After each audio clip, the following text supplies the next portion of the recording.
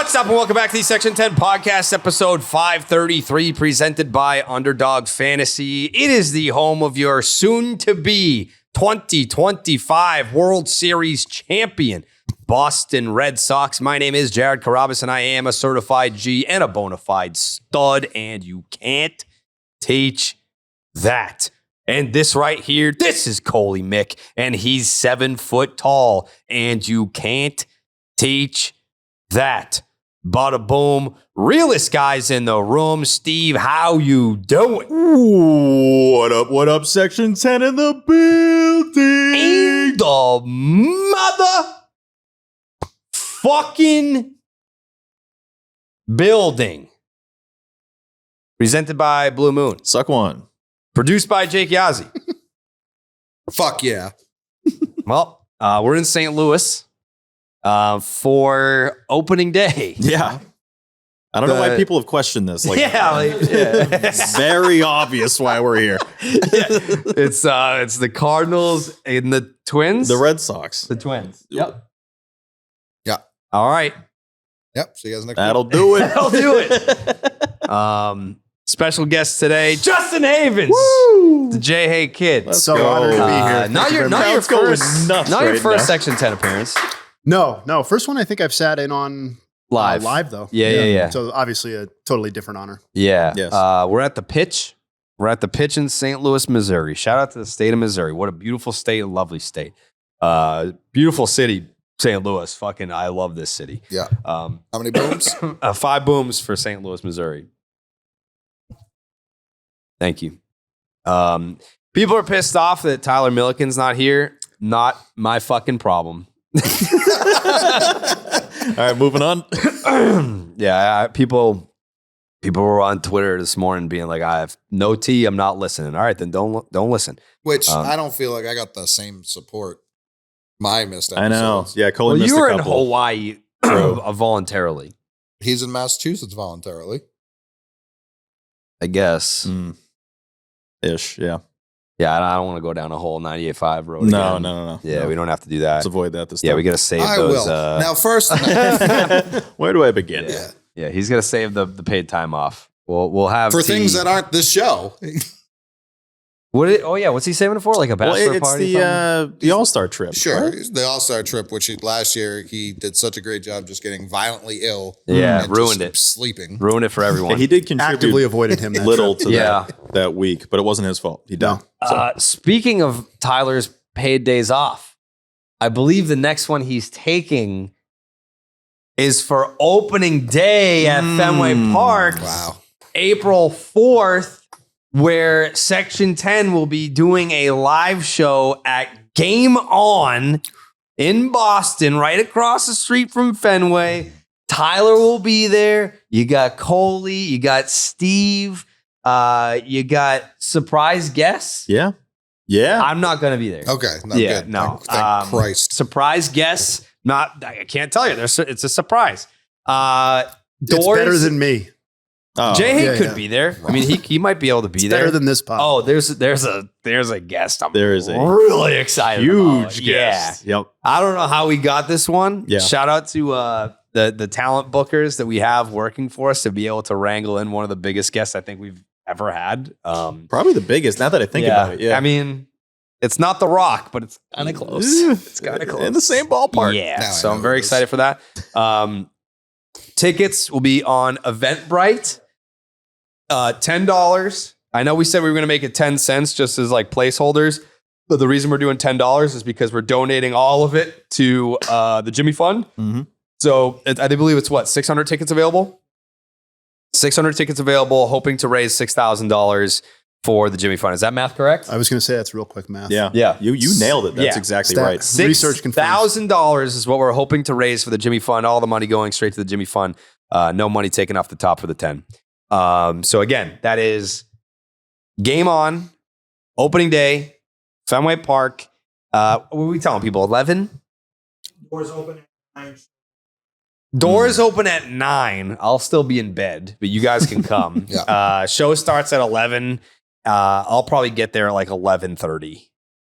Show starts at 11:30. Show starts at 11. Yeah. Be there at 9 if you want. I mean, it doesn't really matter because we're doing tickets for this. I think the last time we did the Section 10 night, it was kind of first come, first serve at the House of Blues. So that's why, some individuals got there really early. But will they be assigned seats? So you definitely first come, first serve in terms of where you get to stand. Oh, that's a good point, kid. Coley. Good point, kid. That's a good point, Coley. That's a really good point. That's a great point, Coley. You're full of good points recently. Nice job, Coley. I haven't spoken on this show in months. That's true. I kind of forgot that you were on the show. Well, people were commenting on the videos you posted, like, good to see McMahon back. It's like he missed 2 shows. Confirmation of life was very important on this trip for a lot of people. Mm-hmm. Yeah, you know what else is very important to the people? Underdog fantasy. Oh, yeah. Opening day is finally here and baseball is back, and Underdog is celebrating by putting up. Look, you guys need to follow me on this. Listen. I feel like people aren't listening. Like we put out an awesome video with our picks today. I feel like people aren't quite processing what Underdog is doing for you people. So listen up. Underdog is celebrating opening day by putting up a pot of 500 racks. Wow. $500,000. 500 racks. 5 times getting slammed into in your car. Yes, with poo-poo pee-pee and the whole deal. $500K. And you don't have to do any of that. No, I know. No. You don't have to get hit at all. No. $500,000. You know what you have to do? All you have to do is pick the guy that hits the longest home run on opening day. Very easy. And then you win the pot. You can split it. I mean, obviously, if it ends up being a very popular player, you're going to split the pot with the other individuals who picked the same guy. But if you happen to go like off the grid with like Wyatt Langford and he ends up hitting the longest home run, you might end up taking home $500,000. I don't know how many people are going Wyatt Langford on this. I Not wouldn't, me. because Crochet is going to shove it in his dick hole. That is true. Yeah, no, you're right. Yeah, of all teams, to pick a guy on the Rangers was kind of tough. Oh, I mean, people listen to the show that aren't Red Sox fans. No, that's fair. I'm just saying, they're going up I against bet you that Rangers fans are listening right now to kind of scout out where we're at right I'm now. not doubting that. No. Yeah. But we just don't want to see this event No, happen. I didn't say. No, I didn't say I wanted let's to say see it. hypothetically. But to your point, a lot of people won't be picking that because Right. Yes, because exactly. of Garrett Crochet. Yeah. Another good. When you have good people like points. Carlos Rodon starting on opening day too, it's That's like true. why bother going against Crochet?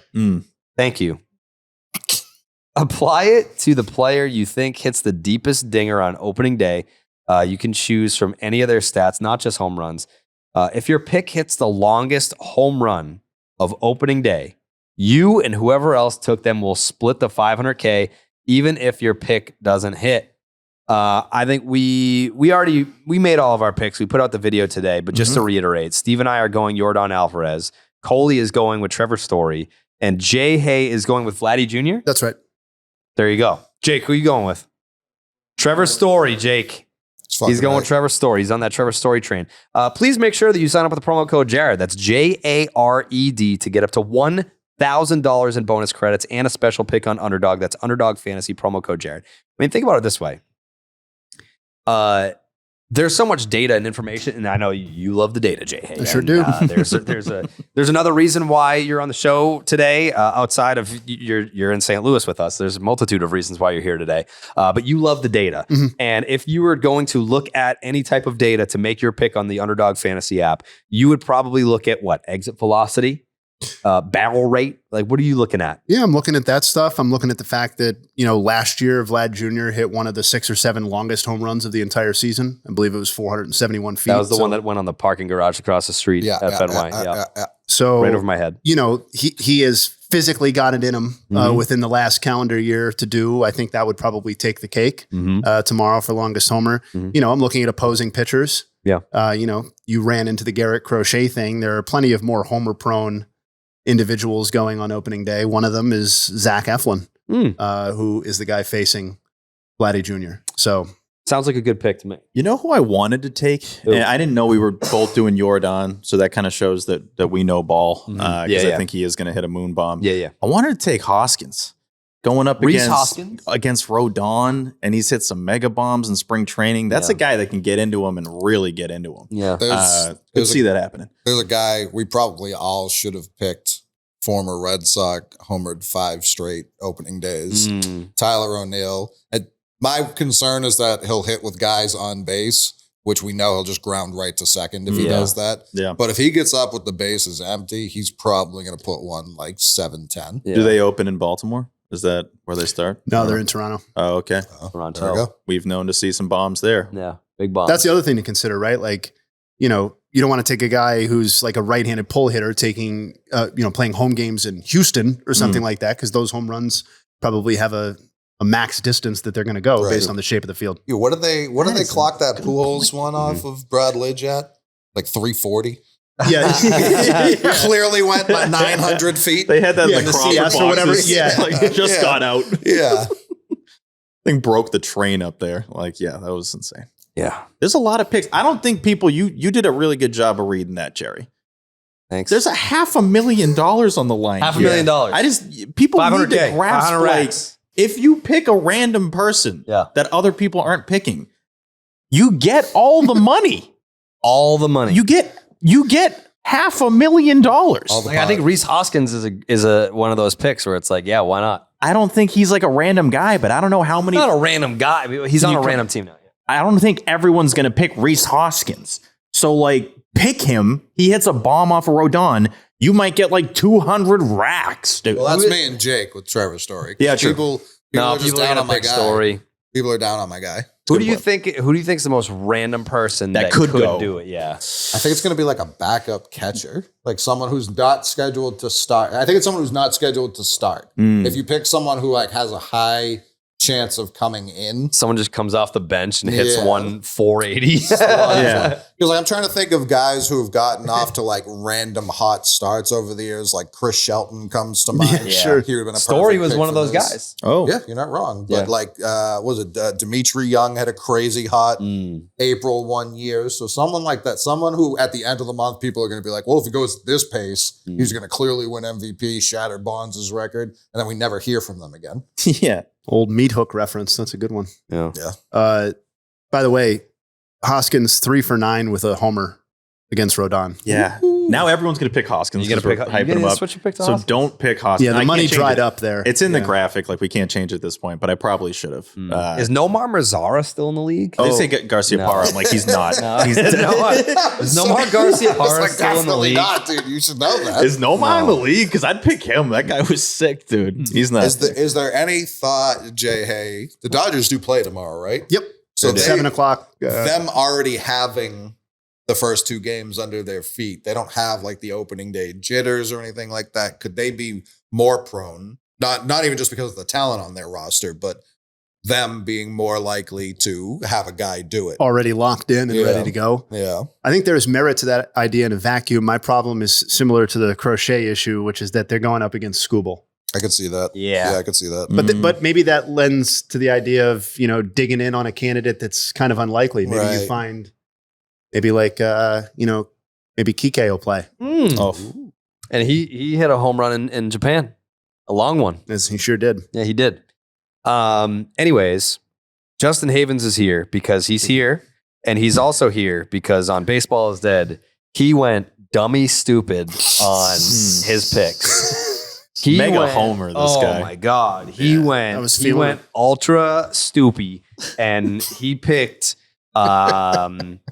Roman Anthony for Rookie of the Year. That's right. He picked Garrett Crochet for Cy Young. He picked the Red Sox to win the American League East. Yep. Was there another Red Sox pick? You And hung? Cora. And Alex Yeah. Cora to win Manager of the Year, which, I mean, all of that is correct. But Yeah. what about your thought process led you to, I guess, the Gold Bottles theme song? So when they signed Bregman, I got very excited, and I believe I tweeted out that I was going to pick the Red Sox to win the division. Yeah. And nothing that has happened since then has really made me waver on that. It's only strengthened. Garrett Yeah. Cole being out for the year. Right. Stanton needs both his elbows replaced. Clark Schmidt's not going to make the opening day roster. Luis Heel is not going to be there until August. Yeah. And This not, team sucks, by the Team's way. terrible. and not a long-term issue, but like, Gunnar Henderson's already banged up on the Orioles if you're looking Yeah. for other reasons to stay positive about the Red Sox. I just, some of these things in terms of the picks flow into the others, right? Like if I think the Red Sox are going to win the AL East, I think that Alex Cora is going to be a very strong candidate for Manager of the Year, given that they're, I believe, third in odds to win the division right now. I also think he's never won, which when we talked about it on Baseball is Dead, I said they usually favor guys that haven't won. They usually favor. Did he win an 18? No. No, I don't think so. I don't think he's ever won. I was looking this up recently, and I kind of assumed he had one, but he doesn't. Yeah, okay. So he's never won, which that plays into it.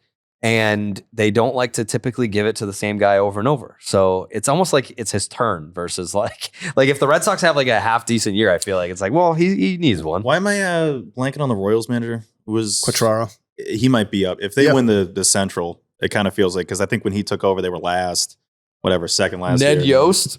Yeah, I think Ned Yost is going to get it. So, but yeah, I don't think Cora has it. I'm going to confirm, but I don't think he's got one. I don't think he does, yeah.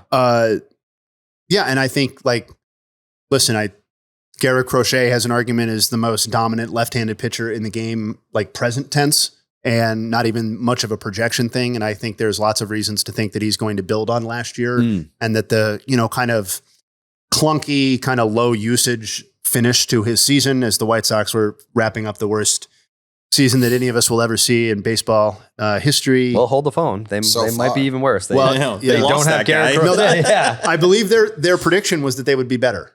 Didn't their prediction? Yes, I think Chris Getz said that. We're going to be better than the worst team ever. Like, wow, these guys are really not so fast. I think it's fair, but I think that kind of obscured how good he was last year for the part of the season that mattered for his purposes. Sure. And I think that Roman Anthony, I mean, obviously this is the most projection of all of them, I think, but I know he's not starting with the team, but I feel like that is a talent level that's going to force the issue sooner rather than later. And I think that it's going to play immediately.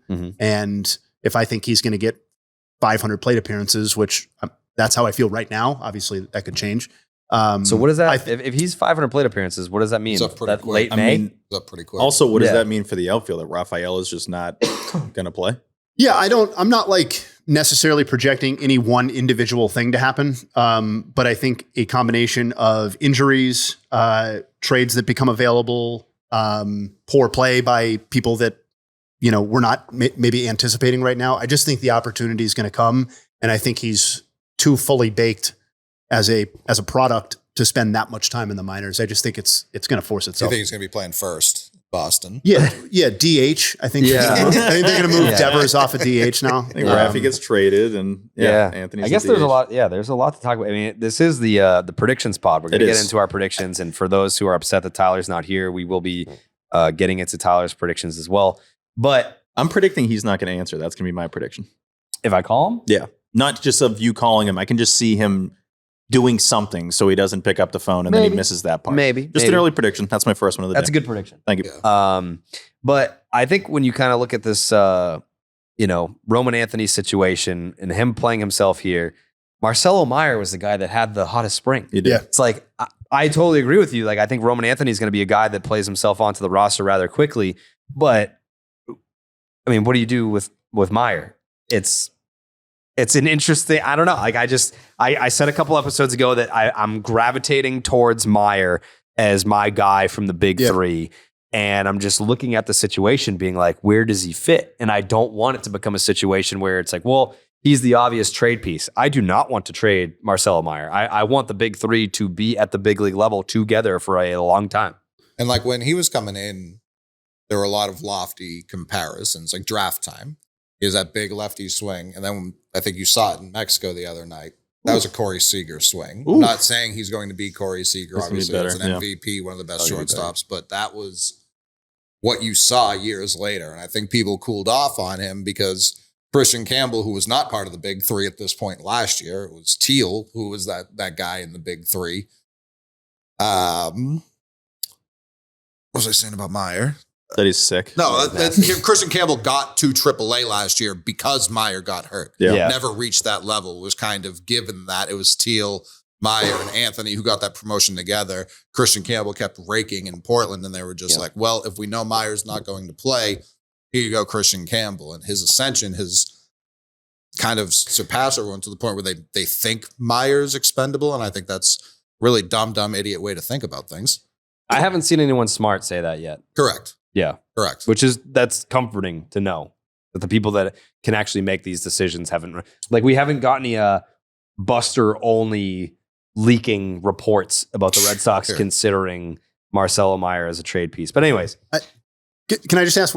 Yeah. I'm a little hesitant to walk into these waters because I don't want it to seem like I'm like limiting one of the players on this team. Mhm. But like, can you guys see a future for the Red Sox, or maybe like a near-term future where the best role for Rafaela is more of like a like super sub, Yes. like Yeah. first, proverbial first guy off the bench? Like, I know he can play multiple positions, but like that to me seems like that doesn't necessarily directly answer the question you're asking. But like in terms of a roster maximization thing, like that seems to be where this is headed to me. I mean, it has to be, right? Yeah. Like, you look around, who else is going to be the guy that... And I think he'd weirdly be okay with that. I mean, he got paid and, they're on good terms. And obviously you saw what he did in the field last year. I know you want the consistency of him at center field instead of moving him around, because I'm sure he'd want to have that. But I don't know who else is that piece. Like Duran has to play. Right. Abreu has to play. Like, Abreu has to play, but at the same time, they told us last year Abreu is a platoon outfielder. Right. No, I know. I don't know that I agree with it. Well, he kind of proved that he's not really if he's at his best. But and we mentioned this before in other shows, but how often do you then get a couple months into the season? You're like, damn, it would be great to like Roman Anthony's hitting 400 in the minors, but we just can't find a spot for him. Like, you can find a place for guys, and it will normally shake out in a way that's beneficial to you. You don't normally have a surplus of talent to a degree where you're just like, God, everyone's crushing it right now. We have nothing we can do with them. So when they talk about Rafaela, because that was one of the first things that got locked in this winter, was like, that's our starting center fielder. That came Immediately. That came from Cora, that came from the front office, and it came from Duran. Duran was like, that's our center fielder. he was like, he's going to win a Gold Glove out there. Like, he handed that position over real fast. Potential platinum glove. And I kind of think Abreu's the guy on the way out. Like, I think Roman Anthony's going to be our right fielder. Wouldn't be stunned by that at all, honestly. Like, I think Rafaela has that job. I don't disagree with the thought that he could be a super sub and play everywhere. But I think you can also wouldn't look at... Duran make more sense in right as a faster guy? He's actively been like, I do not play right field. Yeah, I don't think he wants to play for whatever that reason. Maybe he doesn't read the ball well out there. Like, I think he likes left field where he is, because it makes sense. It makes no sense. He's never been over there before. Yeah. It's not like there's something to it. Yeah. We haven't had this answer in right field that's pushed him elsewhere. You know what I mean? Like the fact that last year it was like, because Willier hadn't been established yet at this point last year, and still he was in left. Still Duran was our left fielder. You would think a guy like Duran that has the speed he has and wouldn't want to be slamming it. I mean, he hurt himself in the Monster. Like, didn't his hand get stuck in the gap where the camera is or something? And he looked back. They have the shot of it. He's looking back like, fuck, like, this is the dumbest thing ever. You would think that kind of guy would want to go to right field where he can just kind of roam and have space to make plays. Understandable if the ball's rolling around there. It's a pain in the ass. But he doesn't seem to want to play right. And I guess if you get the Monster down, then that can be a benefit that you have where it's like, no, I know this. I feel comfy here. Just keep me here. And it's less ground to cover. But I think Duran's third in terms of guys that are going to get moved from the outfield, like Abreu and Rafaela. That's not saying anything bold, but I'm just, what if he has a terrible start? I mean, I think anything could be floated, but Duran is a distant third of guys that would get potentially replaced by a prospect. He's got a long leash. Yeah. He's got a long leash. Especially with Cora. I mean, he's like his favorite guy. Comfortably the longest. But I don't know. I like the idea. Like, I heard people talking about the Dodgers, like, when was the last time a team was projected to win over 100 games? Like, how many 100-game winners have there been? The 18 Red Sox have, like, already been forgotten, and that was largely the Red Sox fault. They stripped that team down immediately. Yeah. But they won 108 games, while the Yankees won 100 that year. Correct. It's one of the toughest paths you'll see to a World Series, because that Astros team, I think, won 100 as well. And that Dodgers team didn't suck exactly, so it was like a decently difficult path. That Red Sox team did that, and they did it with that was in the Bradley. middle, like, of basically two dynasties. Correct. Like, the Dodgers were going to the playoffs / the World Series every year, and so were the Astros, and the Red Sox just fucking bukkakied both of them. But they did that with JBJ in center. Like, I think this team will have enough offense. Jackie had some big hits in that run, though. Sure. But those were his only hits. He won that ALCS MVP, he hit hitting 130. Yeah. You know what I mean? I think he hit 2. I think he was 3 for 15, and the 3 hits were huge. Yeah. And that was it. But that team won 108 games, 116, 119 games with a defense first center fielder who was streaky. Yeah. Rafaela, I don't even say he's streaky. He just only hits when they need him to. Yeah, 100%. Which for this lineup's probably going to be fine. Yeah. Perfect. Like he's that's your 9 hitter. He's got the speed, so when he is on base, the top of the order can drive him home. And he's like, I would love to see a full season of him in center field because I do think he could win a maybe platinum glove. Well, the best thing about that is because with the contract, he doesn't have to get 1 ounce better for the contract. Yeah, right. It's whatever. You can just roll back last season again and again, and it's a great deal for the Red Sox. Yeah. And I mean, like, he's another guy that they highlighted, put on a bunch of weight. And I don't know what the chase numbers look like. I don't know what the swing and miss. It's not as bad, but it's hard to be worse than first percentile. Yeah, he was pretty bad in terms of that last year. But it's like if there's even an ounce of improvement there, then it's like we're talking about a noticeably better baseball player. New jersey number that makes a big difference. Number 3 now, so he's going to look smoother. That is true. Jonathan Applebaum has him winning the MVP this year, or like top 5 or something like that. By a lot. I think I think he had a blowout MVP win, which we all agree with. Obviously. Yeah. But yeah, no, I think it's as we will see when we get to our actual predictions, like in terms of the record, You can already see this going 2 hours. Like we're gonna get to these. We're gonna get to the actual predictions. Down. Don't worry about it. But we're kind of just setting the stage here for what the season's gonna look like, and I think today it was. I can't call it a big day in terms of what the Red Sox are gonna look like, but we finally have confirmation from Alex Cora.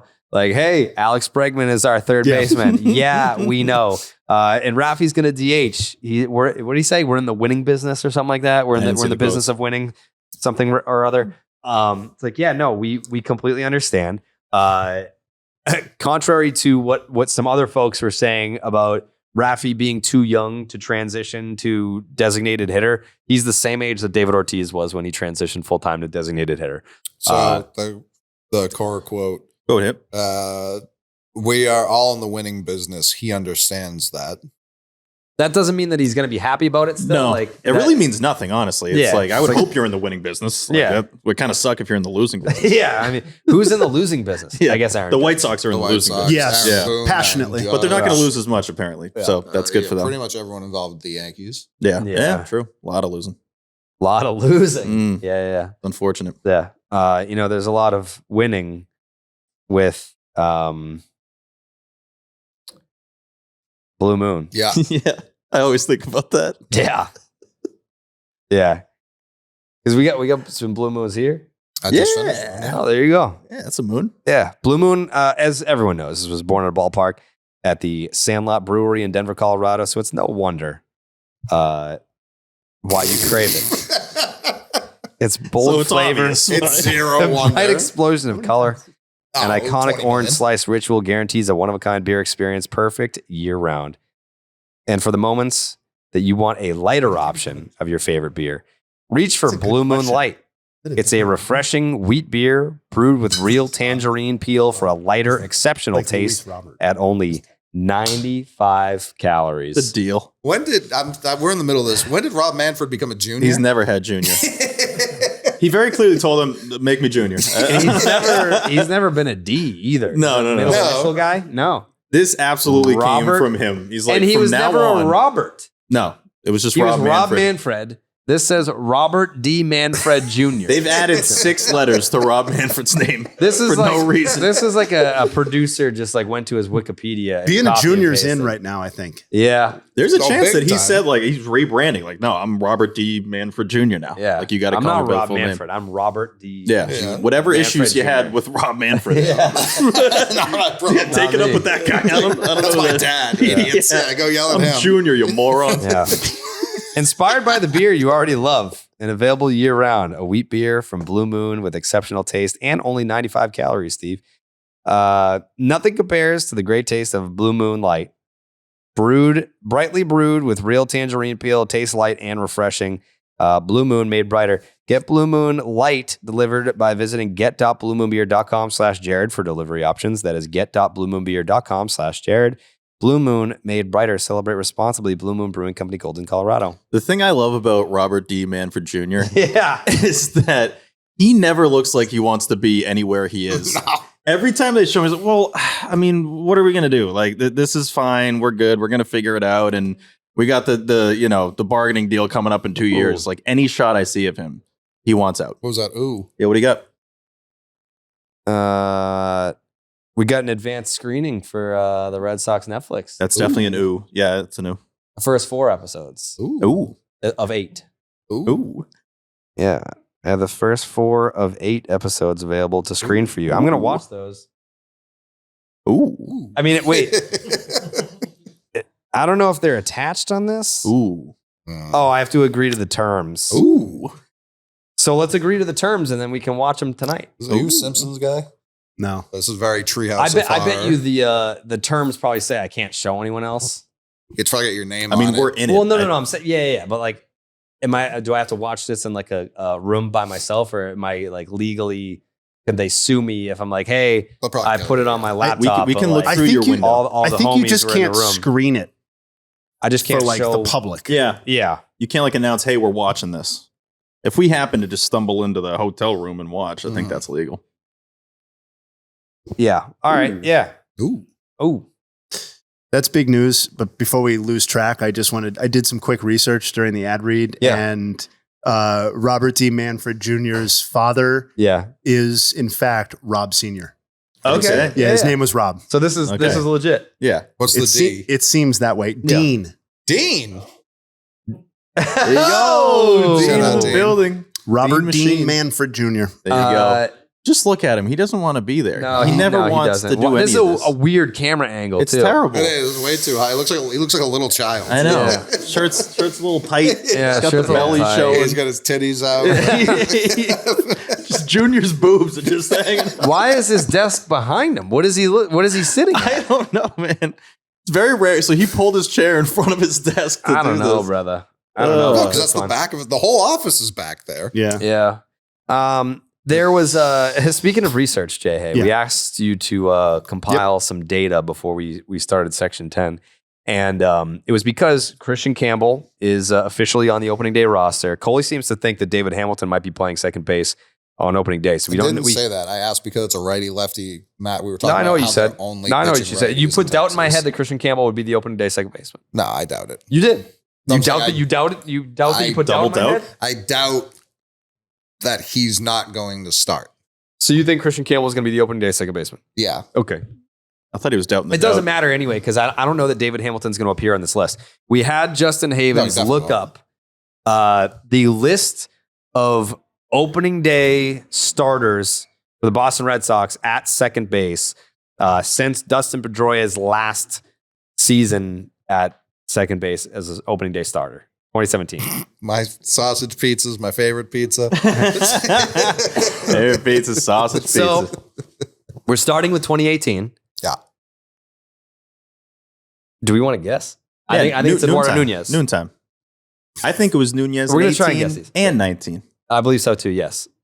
Correct? Yes. All around. Yep. Yes. Okay. Eduardo Nunez was the opening day second baseman on opening day for 2018 and 19. All right. So 2020. Oof. Oh, God. No, was I'm not even that gonna was that guess. Marco Do they keep it Gonzalez? open?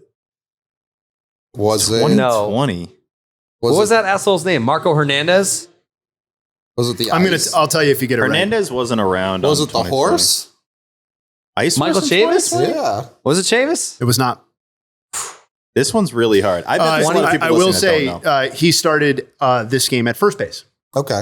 All right. Chavis? He was the opening day starter at Okay. first base in 2020. Okay. So It was a terrible team. Whoever it was stunk. Like I know that Yeah, much. big This time. was does not this a guy suck at baseball? He sucks. Is he still in the league? no way. no chance. Okay. Last season in Major League Baseball was at the MLB level was 2021. How many years did he play? 7, but you're gonna not remember it. Okay. Did he play like a full season's worth of baseball? Was he right-handed? He played, I would say, 1 full season. There was a stretch where he played 140 plus games for Ooh. 3 straight years. Whoa. So he was not particularly good. He had an okay year. He is right-handed, throwing and batting. Oh, Ooh. it's lefty second baseman, like throwing. Yeah, I guess I think didn't need that clarification, but yeah. He couldn't stay in the league because he was just throwing lefties. That's why he sucks. So He bad. kept throwing a shortstop. Why so did he we could get start over this them. guy? They've never done it since. Nobody's ever started a second baseman lefty Yeah. since. That's a dumb idea. Well, the team sucked. They just tried stuff out. 2020 opening I don't day, know, man. second base. I think they won that game 12-2. That was the highlight of that season. Oh man, It was 13-2. You're it. damn Wow. close there. That's It was crazy. Orioles. shit. That was a wild time. We were at that. That was a wild. No, time. I'm dead serious because they made that parking lot on Lansdowne a bar, and they were just like serving people. You know, everyone had the masks on. Christian and whatnot, Arroyo? and Yeah. it was No. crazy. Okay, yeah. That was a Christian great guess. He doesn't suck. That's why I no, didn't yeah, like that. love Christian. This is gonna fucking Is kill me. Arroyo the answer for any of these years? 2021. Am I allowed to go out of order like that? Yeah, Yeah. he's 2021. He's gotta Christian- have one. He is not 2021. 2022? Christian Arroyo is 2023. Wow. That's crazy. Okay, It's hard. that's like Sporkle. Mm. It's like we just threw his Is name in there. Nunez the only repeater? Yes. So Yeah. Nunez is the last Can guy we to get guess it back out of to order back right years. now? If you've got a name, I have a you name. Might as well toss it. Name out with there. a year. You gotta say Is the year. Valdez last year? Yes. Wow. Emmanuel Valdez. I wouldn't have got that. No, So me you're- either. So you're Simply currently wouldn't have missing 20, 21, and 22. Although I will say that a name has been tossed out that applies to one of those, but it was guessed for a different year. I don't know if that's supposed All to right, so counter that. Marco Gonzalez. Well, Got Marco you're halfway Hernandez. there. Marco Hernandez. Marco Like, Hernandez. Yeah, Yep. Marco Hernandez He was is one of those? 2021. Oh, I'm sorry. No. I'm sorry. It's not. Is it Kike Hernandez? It's Kike. Kike Yeah. Hernandez. Now Marco wasn't still on the team after 19. I don't know. I No. kept going. I kept going You just Marco wanted there. him so bad. Yeah. Yeah. So No, Kike Kike was started- the second baseman on 21. opening day 2021. Okay. So you're missing 20 and 22. Okay. The opening. And these people have not been said, at least to my. This guy is going to be awful. Man, 2020. I'm so stuck on the 2020 Ooh. He- one. His next, that was his only year on the Red Sox before or after. Yep. And his final season, as I said, 2021, was 64 games and 154 plate appearances with the Mets. I was afraid it was going to be the Mets because Oh. I wanted to say Jose Iglesias, but he doesn't suck and he's still playing. Yeah. I can keep giving clues. What age season was it for him in 2020? 26. Oh. Is that going to help much though? Oh, Yeah. we got him from the Reds. Correct? Remember, I was in on this guy. He was supposed to be. I got nothing on this. He had peripherals He, that he, were like he he's was gonna not a rig. nothing prospect. No, he It wasn't a wasn't. nothing burger. I'm not going to remember his name. At a time, he was one of the Reds' top prospects. Yeah, I'm not going to remember his Well, name. actually, but Dodgers, and then went. we were in on this guy. Give me his initials. Yeah, I'll get it off his Give me initials. Jay- his full name. JP. JP. Is it Jeremiah? That didn't No. help at all. I thought he was going to say it. I was Peraza. like, bang. It's Peraza. oh, yeah. Oh, Yeah. Peraza Was not getting Yeah. Jose Peraza. Jose Yeah. Peraza, not Jeremiah. Yeah, I'm embarrassed that I made Peraza. like a graphic for him, like a home run graphic. I made home run graphics for like all the players that We year. thought he was going to be good. Like we genuinely thought Yeah. he was going I to be good. guess Clearly. yeah. So now we need 22, Yep.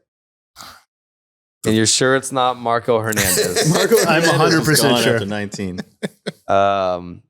Okay, the 2022 opening day second baseman has got to be, Obviously is. has to be. We might have to do initials for this too. Well, Was this the Justin Turner season? No. I'm not saying it was Justin Turner, but like this was the Justin Turner season, yeah? No, 23 was. It was? Yeah, it was 23. Yeah.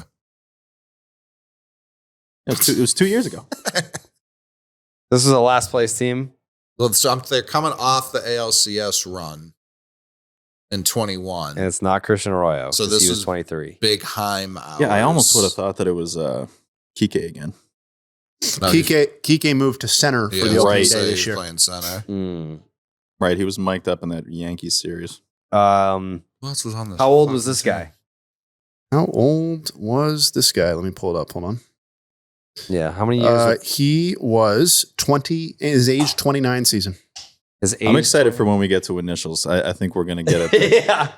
Without the I'm going to give you a initials, different clue before I initial. Yeah, I was Okay, gonna say, all where right. did he? Get through the other clues first. Where did he either come from or go? What year of his Red Sox tenure was this? First and only? No. Would it blow your mind if I told you that he's still on the team? Who the fuck is this? Who the fuck Still on the roster? Still going to be on the opening day lineup. Rafael Devers. Is this David Hamilton? No. because he No. fucking No. debuted like last year. He won't be opening up at second base though.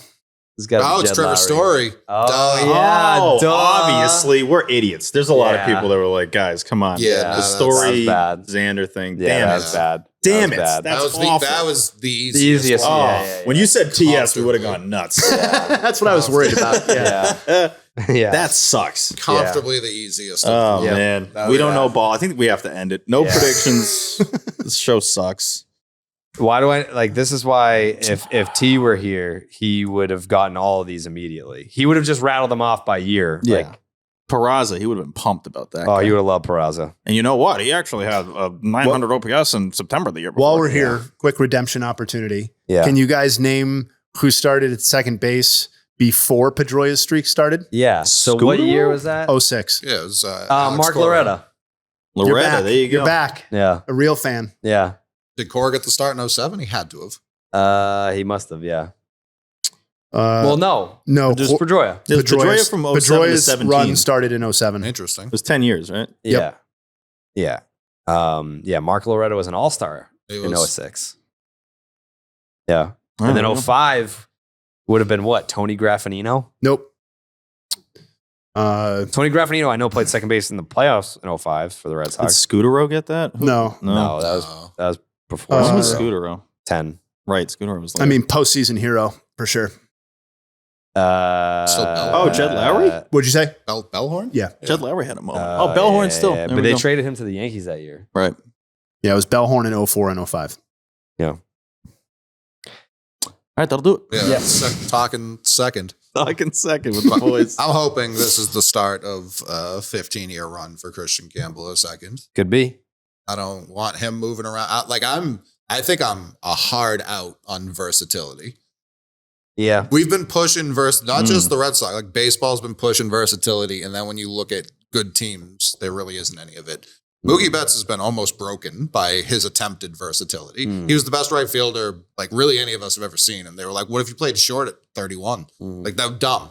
We keep him in right field. I agree. You're also the Dodgers. Like you can just get a shortstop. Yeah. Mm. Just do that. Yeah. Simple. So I'm out on versatility. Like Rafaela, I think is different. He's a young man. He can do that.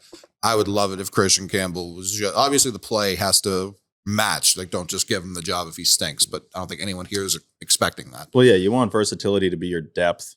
You don't want it to be Sure. your featured players. Sure. Like, this Your guy's bench great. He can really guys. do everything. It's like, no, keep him at a spot. Right. I think I'm so out on versatility as that's been like they're a so in, selling though. They're point. very in. I don't think they are anymore. No, maybe not now. With Devers, They've been in. With Devers at DH, because that was kind of their lying selling point about Bregman. It's like, oh, we can play this guy anywhere. And then, no, we're actually going to play him at the position he's only ever played at the major league level. I know he's played some games at other positions a decade ago. That never made any sense to me.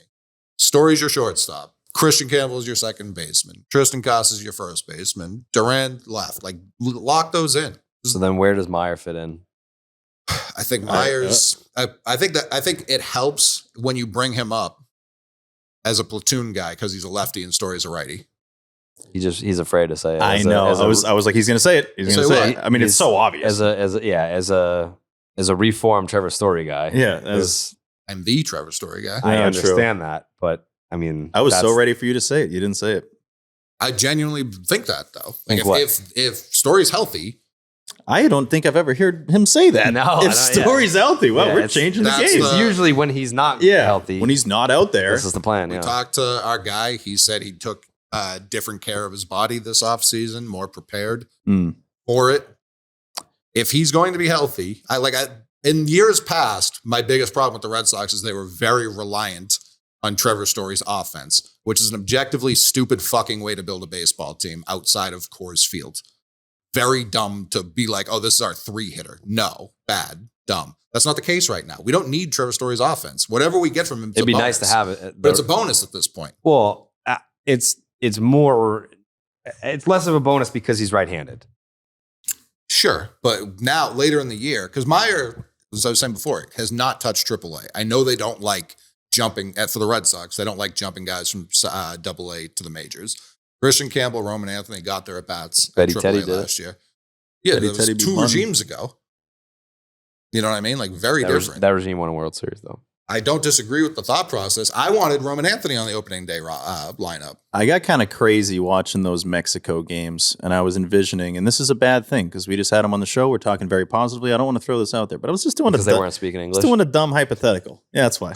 I was doing a dumb hypothetical that if Trevor Story, if something happened, They left him in Mexico. if they said we don't know where he is, does it end up being better for the Red Sox, big picture wise, if Meyer sooner rather than later is your everyday shortstop and gets those at bats, develops, is better than we think out of the gate, and then all of a sudden you're talking about not one versatility. If Bregman stays for these 3 years, and then you got Meyer at short, you got Campbell at second, Casas, who maybe turns into Vladdy, but either way, first base would seem to be locked in. Is that better for your team? I think than Story? If Story, part of the problem with Story the past 3 years has been he's had 6 years on his deal. Yeah. I think if he plays 120 games this year, and now you're looking at a 2-year, $50 million? I don't even think it's that much left. No. I think it's 245 maybe even, because I think his last year's only 20. I think teams would trade for that. Yeah. If he gets back into tradable territory, that's massive. Well, right. I don't know that they're going to explore that just because of how valued he is in the room. No, Like, I that's know. one of those things. Like I remember when, who was it? I mean, it's obviously you were talking about an elite guy at the position, but when the Brewers were still in it and they traded Hader and like the entire room just deflated and then the Brewers went to shit after that. The Mariners did that too with their closer, didn't they?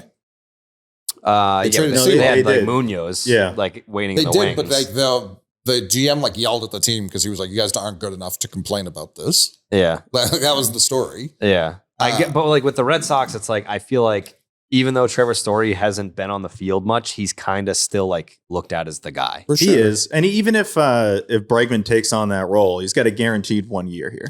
So Right. it's like, oh, no, we got the leader here. And then the left side of the infield is going to be the veteran presence. It's like, well, there's no guarantee how long, your top leader in Bregman could be here. I think Story is that, but still going to have to see it. Not even being overly negative, just going to have to see him get through a healthy season. I think And what that looks like. the reason I'm less in on giving like just Meyer the job right now. If we hadn't signed Bregman, I'd want all three of them starting opening day. Yeah. Anthony, Meyer, and Campbell. I'd want them all starting, no matter how healthy. Because at that point, why not? Because at that point, right now, as Jayhay said, as people far and wide are projecting, the Red Sox are a World Series contender. A lot of folks saying who. That's where it's like many. if you throughout the year, MLB.com has them in the World Series, I believe. I have them. I think the winning majority. World Well, Series. any projections I see, and we'll get to these predictions, guys. Yeah, we're coming up next. Predictions. Don't worry. Any predictions or projections I see for the American League for the World Series, any batch is flooded with the Red Sox. And I know. I'm not saying that's a bad thing, but as a fan that gets like all caught up in that stuff of like, look at what this has been recently. Of course, it's a different roster now. The expectations are higher when you got Crochet, Bregman, go down the list, the prospects, all that. It's still a huge jump to go from where they've been to just, they'll be in the World Series. Like that's a leap. I understand the league. I get where it's at and all that. It's just, I'd rather see that first and be like kind of, surprised and happy and we're all having fun versus expecting them to make this, magical run. It's a combination of the AL being cheeks, like far and wide, and also like last trade deadline, we were saying buy because we weren't afraid of the AL then, and then they didn't. They traded for awful relievers instead, and didn't, and a backup catcher. Did Luis Garcia get a job? I don't think so. That's a good point. He was like pretty good. I But he was guess. also like 37. He was. I know. But like so is Chris Martin. He got a fucking job. Yeah, he didn't suck.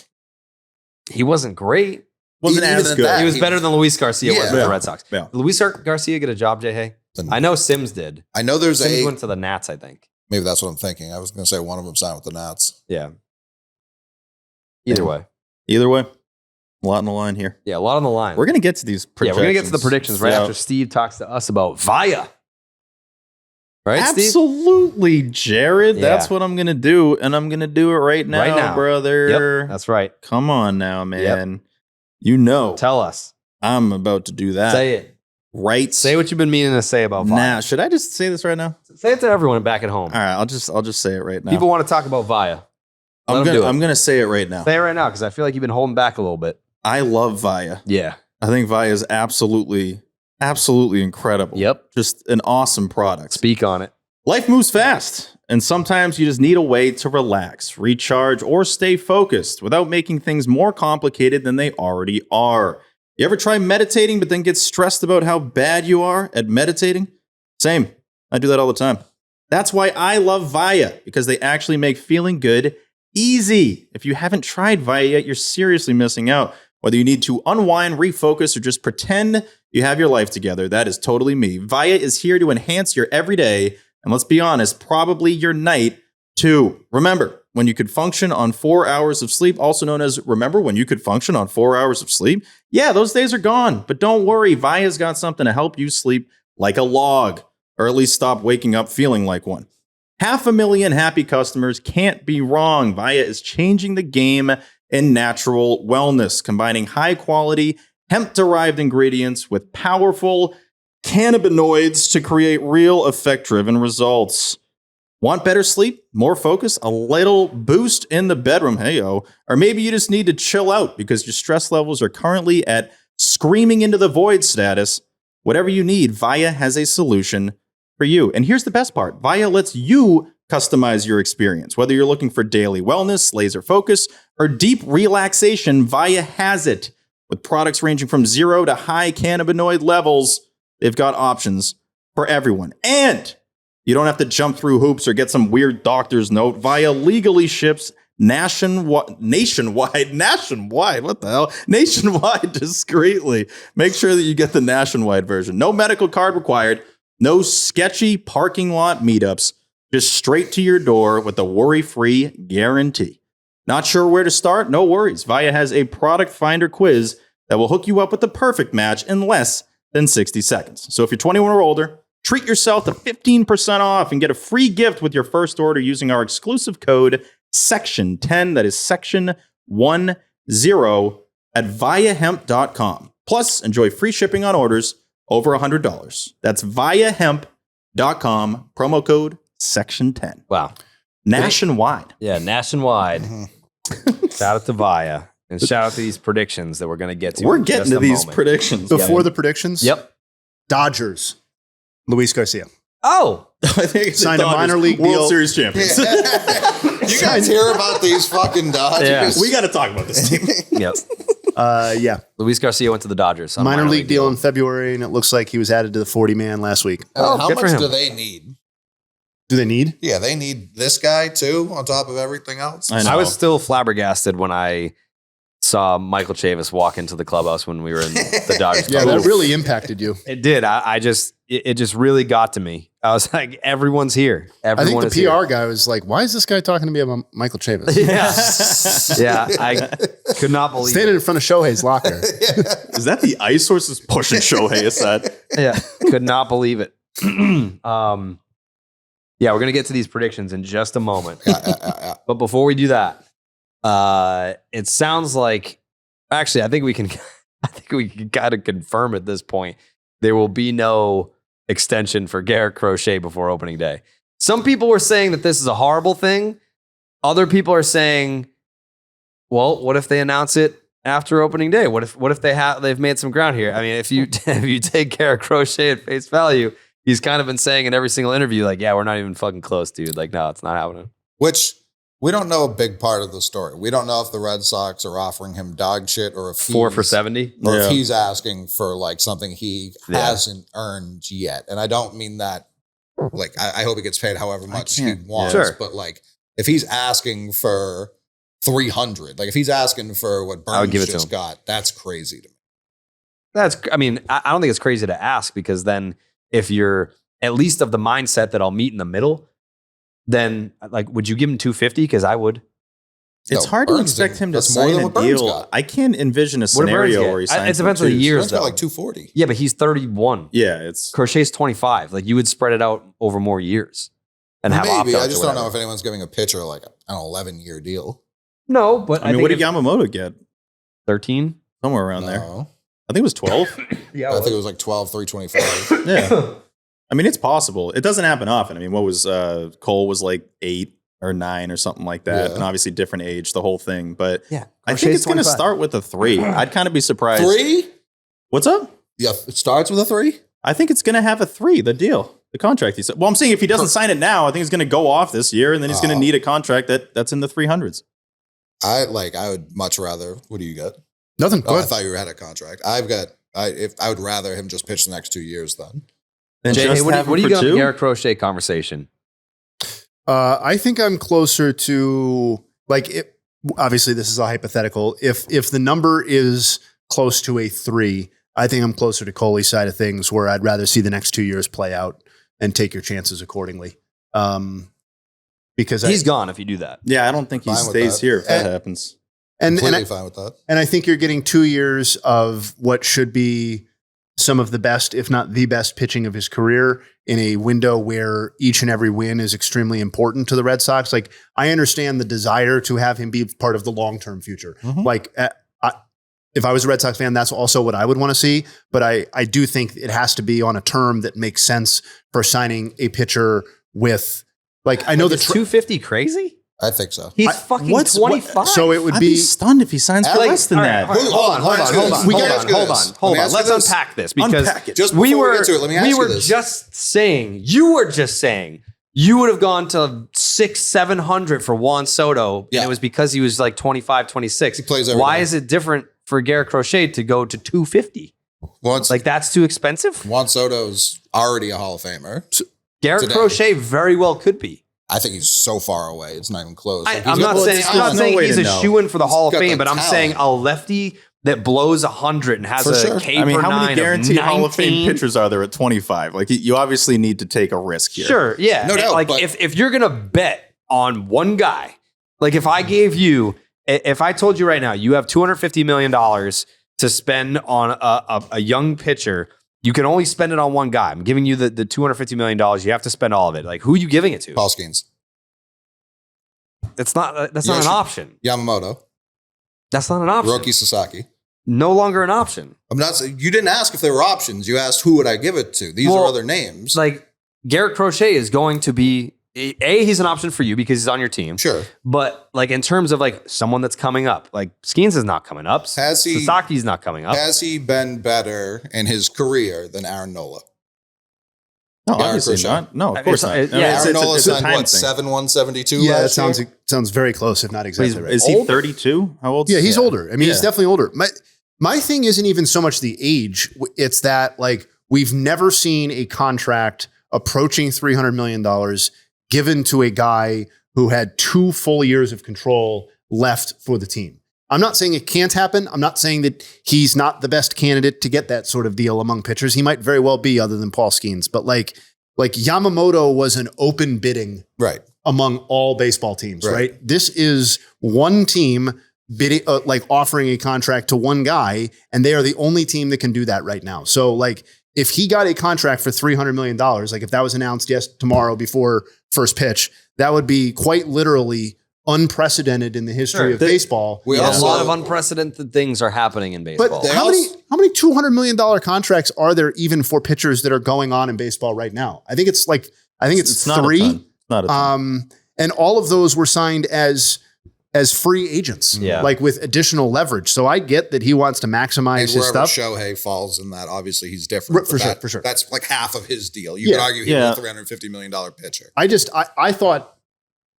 I thought we would be talking more along the lines of like upper 100s, lower 200s. Right. And if- The 3 thing, I initially brought the 3 thing up because it very clearly looks like they're not signing him Yeah, sure, before the totally. season starts, which makes me think he's going to hit if he- free agency. If he wants 300, that tells me he's going to have 2 years of maybe Cy Young baseball, and then he can go sign with whoever the fuck he wants. But that's, I don't I'm know. fine with that because we just saw on the screen. Obviously, people can't see this on the screen. They just showed Braves Padres game 1.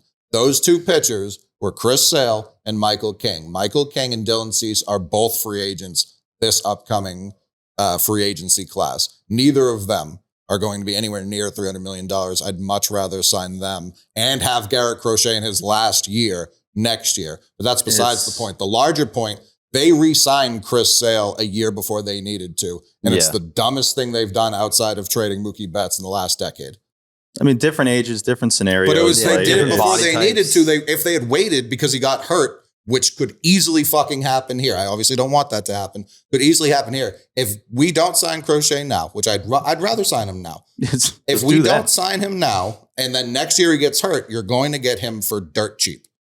No, of course. No, that factor obviously comes into play. But I think if he plays these next 2 years out, the odds of him staying here, how slim are those? Pretty slim. They got to be like next to, I don't want to say next to zero, You could- but I also wouldn't hate if he plays these next 2 out and is great. Yeah. Which I would guess right now is going to happen. Thrilled with that. I'm not going to hate close to an overpay for a guy that you feel at that point, that's 3 straight years of being great. Sure. And that doesn't happen super often. If you then give that guy a bag at a position that you haven't had consistency in that ace slot for years, I don't hate it. I just think, like you said, you got to take risks, right? Like Yeah, of course. And especially with the talent that they already have on hand from the position player side, I think this is the right time for them to take a risk.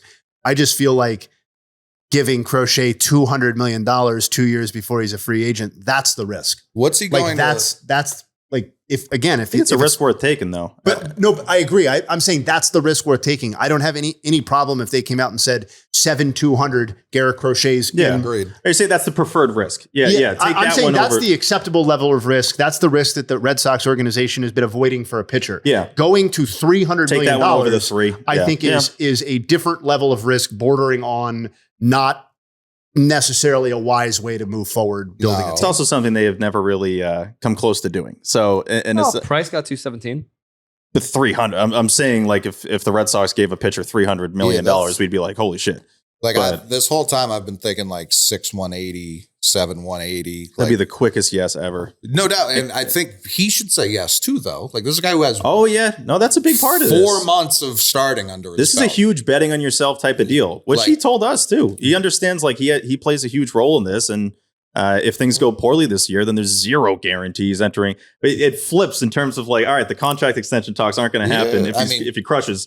They're not going to happen if it's a different- something poorly. It's goes a down. different position, but look at what Kaz is. Like a Yeah. year ago, he was like, that's not enough money. Now, even right now, close. the Red Sox wouldn't even offer him what they offered him last year. He would take that now. Yeah. You just brought up a deal that was $30 million average annual value. There are 6 pitchers in baseball history who have gotten deals for a $30 million average annual value on anything resembling a long-term deal. You're saying 7 for 200?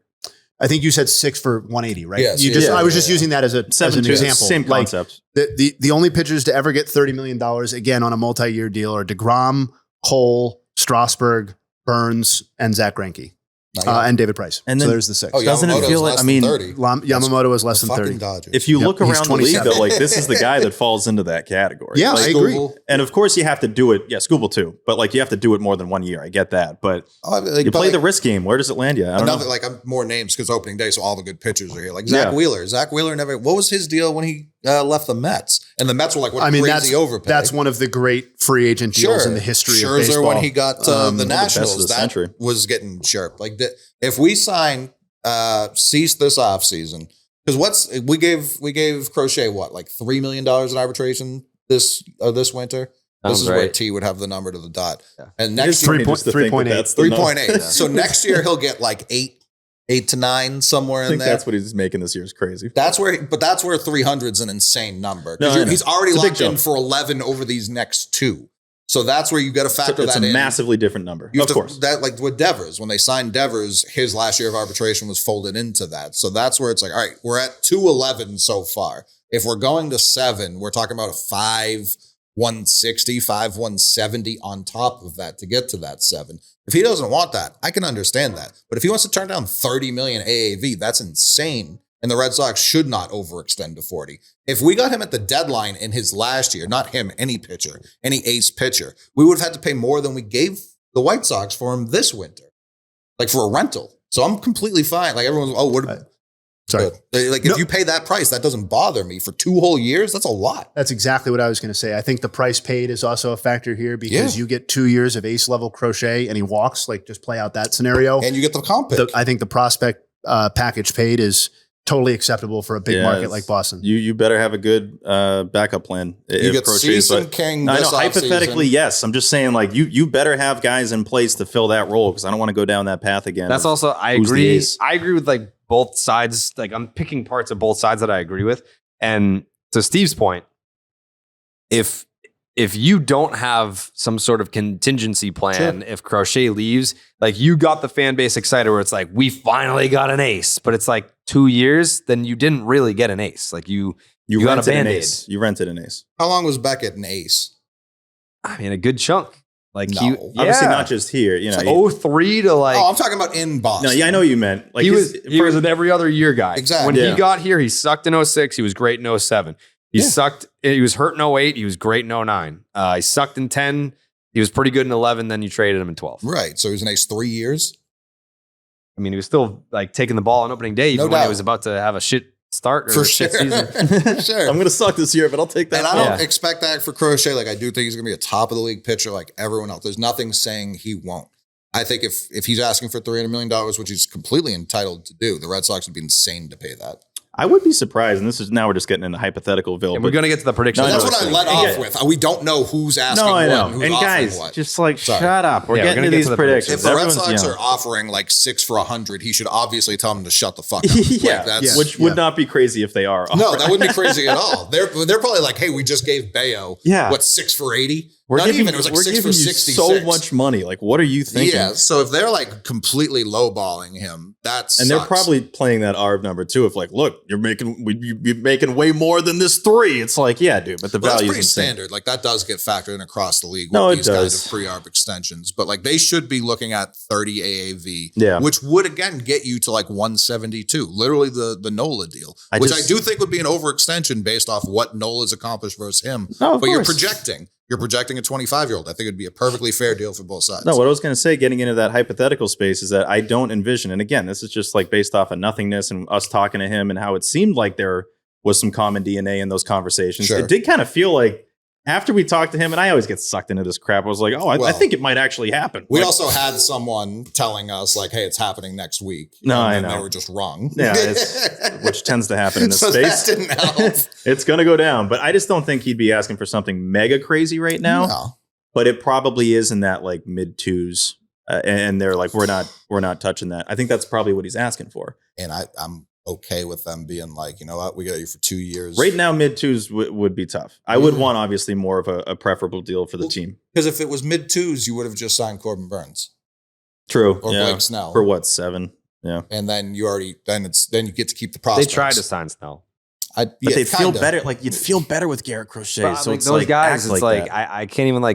I can't even go there because Burns clearly wanted to pitch in Arizona. No doubt. He wanted to be on the And West Coast. Snell Yeah. was like, boom, he took the Dodgers deal. Like, it's Well, not like the Red Sox okay, didn't boom. try. Yeah, like I can't even like make that comparison. But It does suck that it's the day before opening day and it didn't happen. I kind of thought it was going to happen. When the trade happened, I thought by now I did think they would have extended him. We on the show, we were like, it's going to happen Yeah. in the middle of spring training. And Yeah. then it just hasn't. So Yeah. it also looks like the extensions they gave out last year were just to do them, not for any like rhyme or reason. Like the Rafaela and Bayo ones don't feel didn't like need to happen. they did them with any like real intent They're behind not connected No. to future items. And I They're think- just like, let's do it. Correct me if I'm wrong, but wasn't there like a Sam Kennedy quote that kind of alluded to like we're gonna Two to lock up some tango? guys? Yeah, no, Oh. not before that. It was kind of It just was like before the Bregman signing. The assumption of that must have been the assumption of like what, Anthony and Meyer? Is that what you're talking Someone. about? Maybe not Meyer. someone was getting something. in it. Campbell may get extended because he's sounds interested in it. It sounds Didn't like he say Anthony- they haven't even approached him? that I don't know, but Anthony, I believe he said I was publicly listening to the Sox recently that they haven't prospects approached him. guys, and they were like, Anthony doesn't even want one, which I hate. He won't want one. He doesn't. He said he does not want one. Like he said that. That's according to the Sox prospect guys. Anthony's not interested. Campbell seems interested, but they can't do it before. Like they could do it. They could call a timeout after the first pitch and give it to him, and he could still get that PPI pick. If they were to sign him today, and then he wins Rookie of the Year, they get nothing. Yeah, So it makes sense to do it because Rafaela's, which I didn't remember, but the Sox prospects guys made the point. It was like the 5th game of the year last year. They gave him the extension, yeah. which is weird. So I wouldn't be shocked if they did that with Campbell. I hope they do. I want. I didn't Christian hear Campbell. that. I didn't hear that about Roman. Yeah, it's not great. Yeah, I mean, he doesn't want to get locked into the Acuna deal, and I understand that. Sure. But that's why I don't understand the lack of Julio Rodriguez copycat deals. Julio Rodriguez could earn $5 the rest of his life. He could earn $450 million. Like that makes the most sense for everybody. Keeps the player engaged, trying this, that, and the third. No one wants to be Ozzie Albies. Right. Or Acuna. Right. Well, at least Acuna made 100. Ozzie Albies was making $5.75 an hour. Yeah. Yeah, his contract's low. And he spent it all on fish. I mean, there's nothing Zach wrong Allen's with a free agent. Like there are aces coming up. Yeah. That's where I'm not like, you Aces gotta built sign different kind of aces. You know, they're not all alike. We also don't know. And no, I know. We don't know if Crochet is going to do well I'm in in Assumptionville there too. Like, I mean, he both should. sides. No one's he's not going to be able to pitch. But like, Guy's there's gonna nothing suck. about his DNA that says he can't pitch here. Yeah. But I would have assumed Kyle Crawford was going to be good in Boston because I saw him be good in the AL East. That obviously didn't work. No, I know. I mean, it's always tough. You're assuming that this guy's not only going to repeat last year, but then do that in his final year, and then do that beyond in the years to come after that. We look at some of the best pitchers in baseball history, and they have down stretches. I get it; that's part of it, but I'm not it's a rare scenario to have him. I'm not anti-risk. I just think like they have to draw like a hard line. And I think they probably are right now. In the low twos. Yeah, it sounds like they did because we don't have an extension. I don't think we're going to get one. Anyways, we're getting to those we're gonna get to the predictions, predictions dude. in just a Calm moment. down. But Steve's going to talk to us about game time because you guys want to go to opening day and I want you to be there. And we have a promo code for you guys, courtesy of the folks at Game Time, where if you want to go to opening day, whether it's at the Globe Life Park, is that what it's called? Yeah, I think you just nailed that. Globe Life Field. Park. Globe Life Field. Park? I think it's Field. I think it could be Park. Globe Life Park? I think it's Field, Jayhay. Globe Life Field? Globe Life Park. I think it's Field. Globe Life Field. Keep going. I think it's Globe Life I think Park? it's GLF. Is it Park? It's Field. It's Field. There we go. Yeah, you had it. If you want to go to Globe Life Park and for opening day, then Steve has the promo code for you guys. Yep. Right, Give me a second to get to that promo code. Yeah, get to the promo code. And you can get these tickets on the Game Time app. nationwide Nationwide. on the Game Time app. We use the Game Time app. The Game Time app is the best app in the entire world to get tickets, especially getting tickets last minute. Game Time makes getting tickets even faster and easier. Prices on the Game Time app actually go down the closer it gets to first pitch with killer last minute deals, all in prices, views from your seat, and their lowest price guarantee. Game Time takes the guesswork out of buying MLB tickets. Last minute deals. Save up to 60% off buying last minute for sports, concerts, comedy, theater, etc. Jared, when's the last time you used the Game Time app? Probably the last time I went to Fenway. When was that? Probably last September. Okay. Yeah. We're going to go a lot more this year. Yeah. Very excited for that. Roman Anthony just looked at my Instagram story, so he knows that we're talking about him right now. Nice. Yeah. That means that, anytime you do that, you can just like look into where they are. Well, I mean, it's a picture of us talking. Oh, yeah. It's a picture of us sitting right here. He definitely knows we're talking about them. Yeah. It's probably right when I picked him for. Oh, we haven't Rookie done of the we haven't done those yet. Oh, yeah. Oh, right. No, we're going to get to those predictions. Yep. Game Time picks make last minute ticket buying easier than ever by quickly highlighting the best deals in the stadium. Save even more when you choose a section and let Game Time choose the tickets. Toggling this feature shows the total upfront with no surprise fees to check. I hate the surprise fees. Yeah. Oh my There's God. nothing worse than like, surprise, you owe us $50 and then more they say dollars. fee after that. I Oh, do not like, go, oh ooh. my man. drives me nuts when I do that. Crazy. Not on Game Time. Get a panoramic view from your seat in the app before you buy. The lowest price guarantee, or Game Time will credit you 110% of the difference. Jared, this is the time you've been waiting for here. Yeah, Take promo the code. guesswork out of buying tickets with Game Time. Yeah. Download the Game Time app, create an account, and use code. What's the code? Section 10. Use code Section 10 for $20 off your first purchase. Terms apply. Again, create an account and redeem code Section 10. That's Section 10 for $20 off. Download the Game Time app today. Last minute tickets, lowest price guaranteed. Coley, what time is it? Game time. Game time. All right. Man. Now is the time you've been waiting for this whole show. We doing dictions? We're doing trivia with Jayhay. Yep. Give us a trivia question, Jayhay. Oh, you want You want some Cardinals trivia? Yeah, I do actually. Yeah. Since we're right here Yep. in St. Louis. Yep. On a scouting trip. The St. Louis. All right, let me pull this up here. That's what they call it. Yeah. Yeah.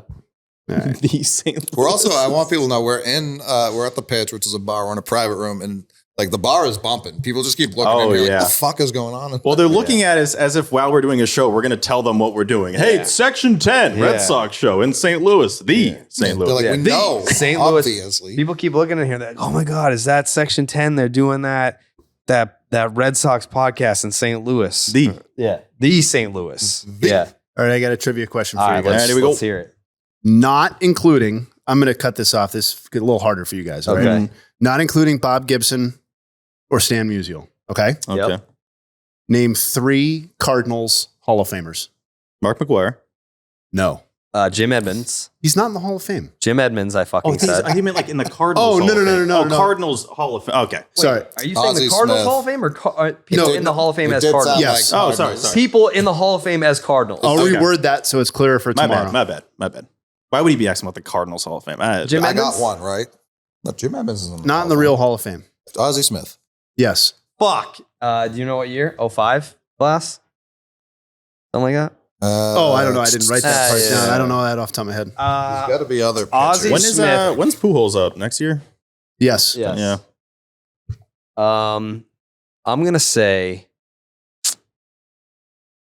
Not a lot of people that we like grew up with. Scott Rowland. Yes. There That's you a good go. one. Good one. Just need one more for you guys I'm to gonna win this say- question. Blanking so hard. Yeah, me too. Like obviously Ruben Sierra, but that one's too easy. Well, I'm thinking of guys that like are in the just missed the Hall of Fame zone. Scott Rowland, Ozzie Smith.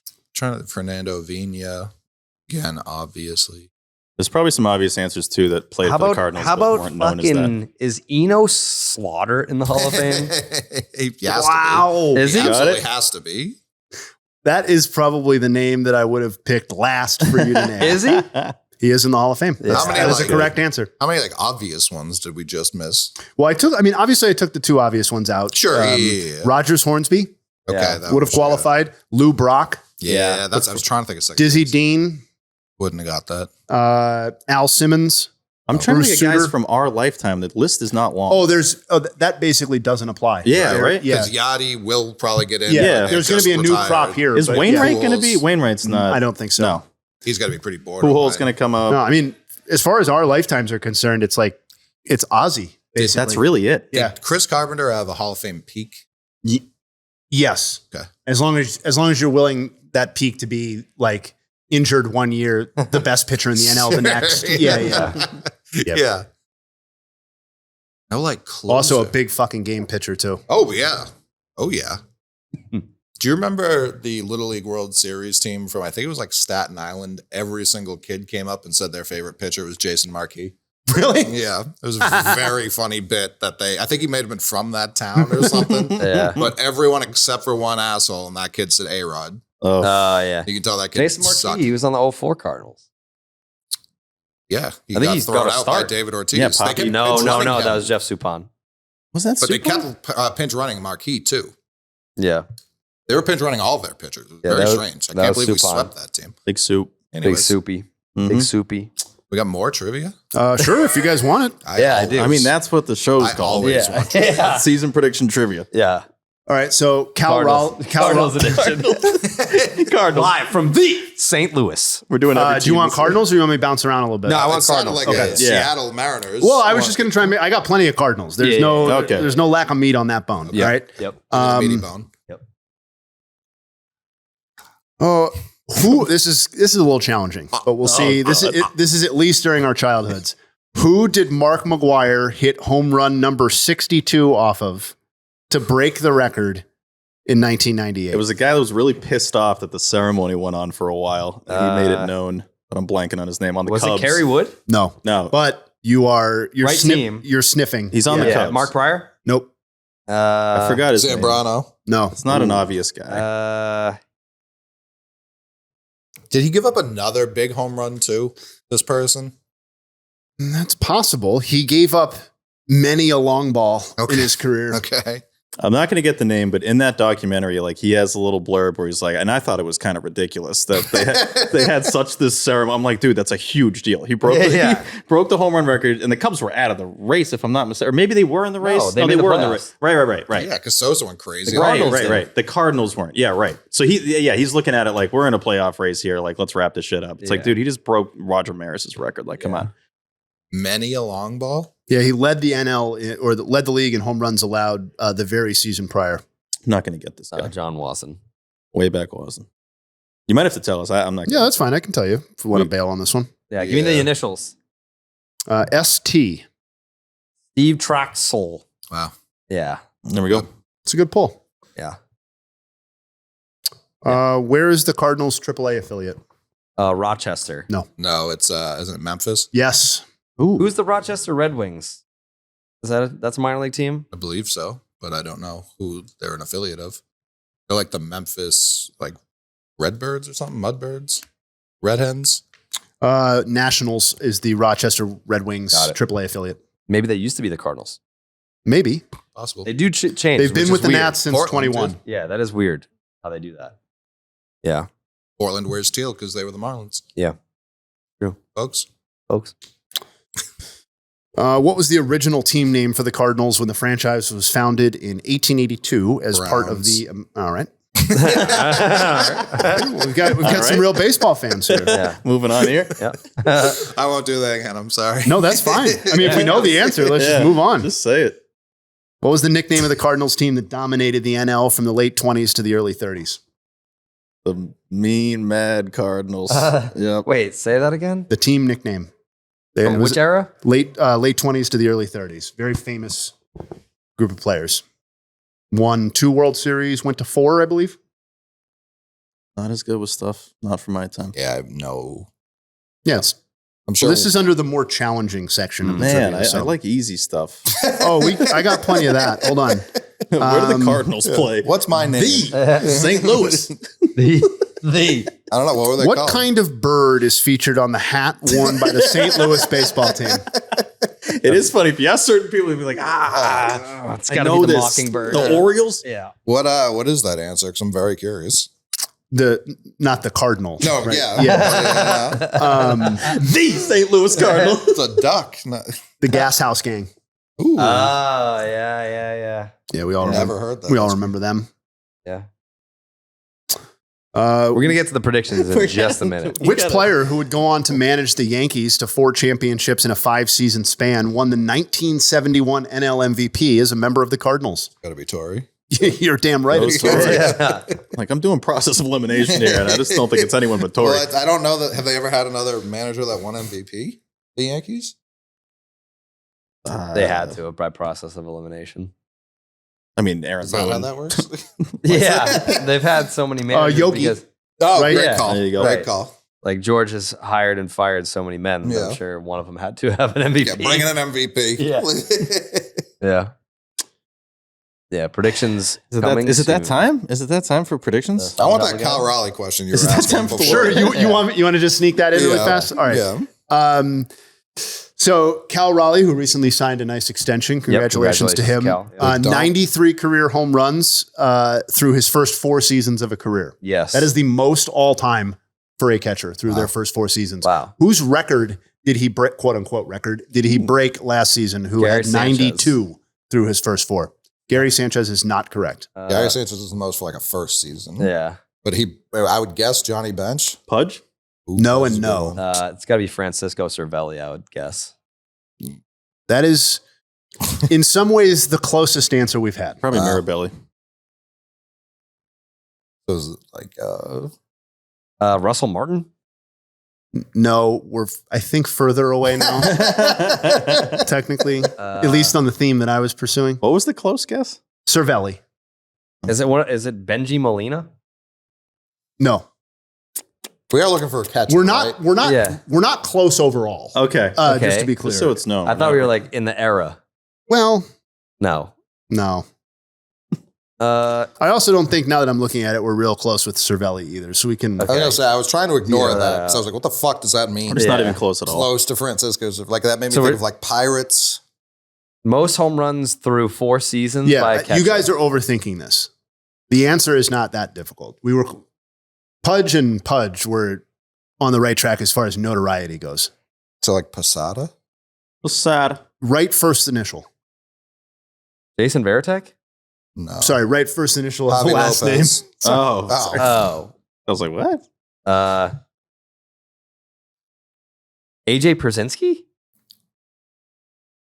Feels Gentlemen. like a crazy guess. Gentlemen. I said it's a catcher that begins with P, and you gave me Pierzynski. You said last initial, did you It's not? Pudge.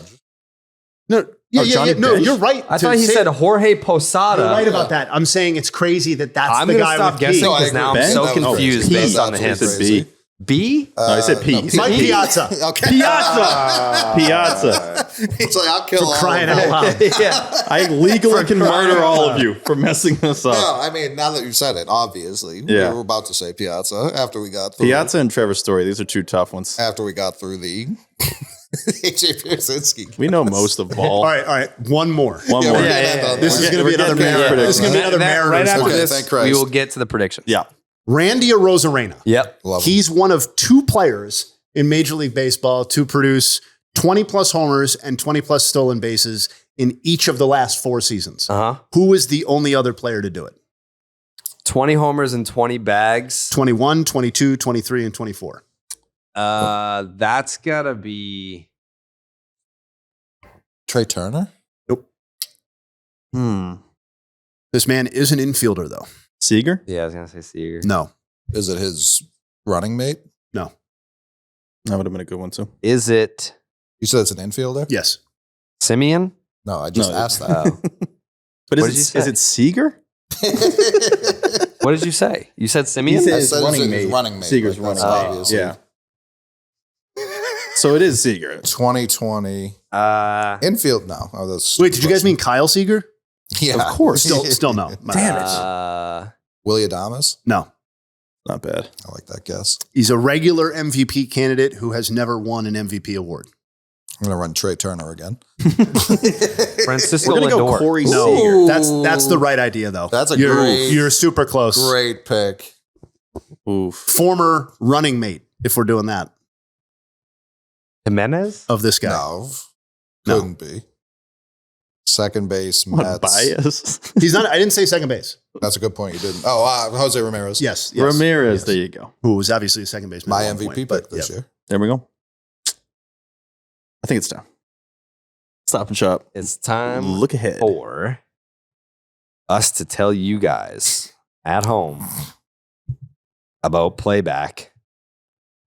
It's your time. We're launching our own Playback channel. On Playback, you can watch the actual game that we are watching when you connect your MLB TV account. You can interact with us, ask questions, leave comments, and more. Click the link in our bio, which is playback.tv/underdogmlb to sign up. It's easy, and the best part, it's free. We'll be here all year, live streaming the Red Sox, MLB, and more on Easy Playback. and freezy. You know what, Steve? You're Keep right. moving. Oh, You're so right, I was dude. getting tossed there. No one's getting tossed on this one. Well, someone could. 'Cause Yeah. There's still a call that's got to go up. You want to do the predictions? I think it's time. Should I call Tyler? Hey, call T. Just have him on the phone? Yeah, I think that'll go well. All right, let me give him a call. He's not in my favorites, unfortunately. Oof. Well, I mean, Yikes. he's not someone that like you just like call. You know what I mean? What Not- does Not a that talk mean? on the phone sort of relationship. right? Yeah. He's like a text guy for the most part. Yeah, true. We don't talk on the phone that much. No. We don't need to. No, We talk here. We're literally talking right now. all the time. Well, Yeah. Coley's in my favorites, but No, I'm well aware. it's his FaceTime though. Yeah. That's We not like a phone talking call. and not talking. And You guys are also we can talk both or not dads. talk. Like I'm not a dad. couple dads. Yeah. Yeah. do it for hours. Yeah, Pat Light's in my favorites too, but it's a FaceTime. You're a I'm big telling you. FaceTime guy. Hey, If he doesn't answer, It is also 9:30. 9:30. 9:30. Hmm. Who cares? Just saying. He Call wakes up this at one. 4 to write a blog that Oh, meanders for 600 extra words. this is crazy. Yep. Hey. He doesn't even I have thought a I was going to say voicemail. like the number was out of Disconnected, service. yeah. All right, I got that Yeah. one. First All right, prediction so right. for everyone that's That's like, one. where's Tyler? He abandoned you. Yeah, he sucks. Yep. He had the opportunity to be here. He said, I'm not going to do it. Hates you guys. It's what it sounds He like. never picks up when we do that during No. the show. I'm telling you. No. I knew it was he'll- going to happen. He'll text me at 4:30 in the morning and be like, oh, sorry, man, I was asleep. Yeah. It's like, And even in this scenario, he'll be like, hey, I saw you call. Like, hey, what's up? Like, not think that it was for Yeah. the show. yeah. I love you, T. I miss you, T. Yeah, I miss T. Wish T was here, but I know. he chose not to be. Game on. Opening day. Game on opening day. Tyler Milliken will be there Live live in show. the flesh. We'll see. Yep. Yeah. Maybe. Yeah, it's too close to Fenway. Yeah. Well, I guess we can't do the predictions if he's not going to answer the phone. And that does have to guarantee that he'd be alive at that point. He could die from Could that. die. Yeah. He could be in 7 car accidents between now and then. Yeah. Easily. 700 rocks. He's a billionaire. He just shows up throwing money. Go. Yeah. All right, Steve. All right, here we Do you go. wanna head it up. It is time to start our Red Sox 2025 season predictions. And to kick it off, the first one, we're doing highers or lowers, which Okay. you can do in the Underdog app. Yep. Again, split the pot. Furthest dinger 500 challenge racks. is incredible. Literally 500 racks on the line. We would recommend picking a guy that maybe not everybody's picking. Then you get more racks if you do that. So Racks. definitely do that. The first one is Rafaela Devers, who is the DH in a stunning piece of news today. He is the DH for the Boston Red Sox. Alex Cora confirming. We have set his higher or lower of home runs at 34.5. Jared, higher or lower for that number? 34 and a half homers for Raffy. Full-time DH. First season. I'm going higher.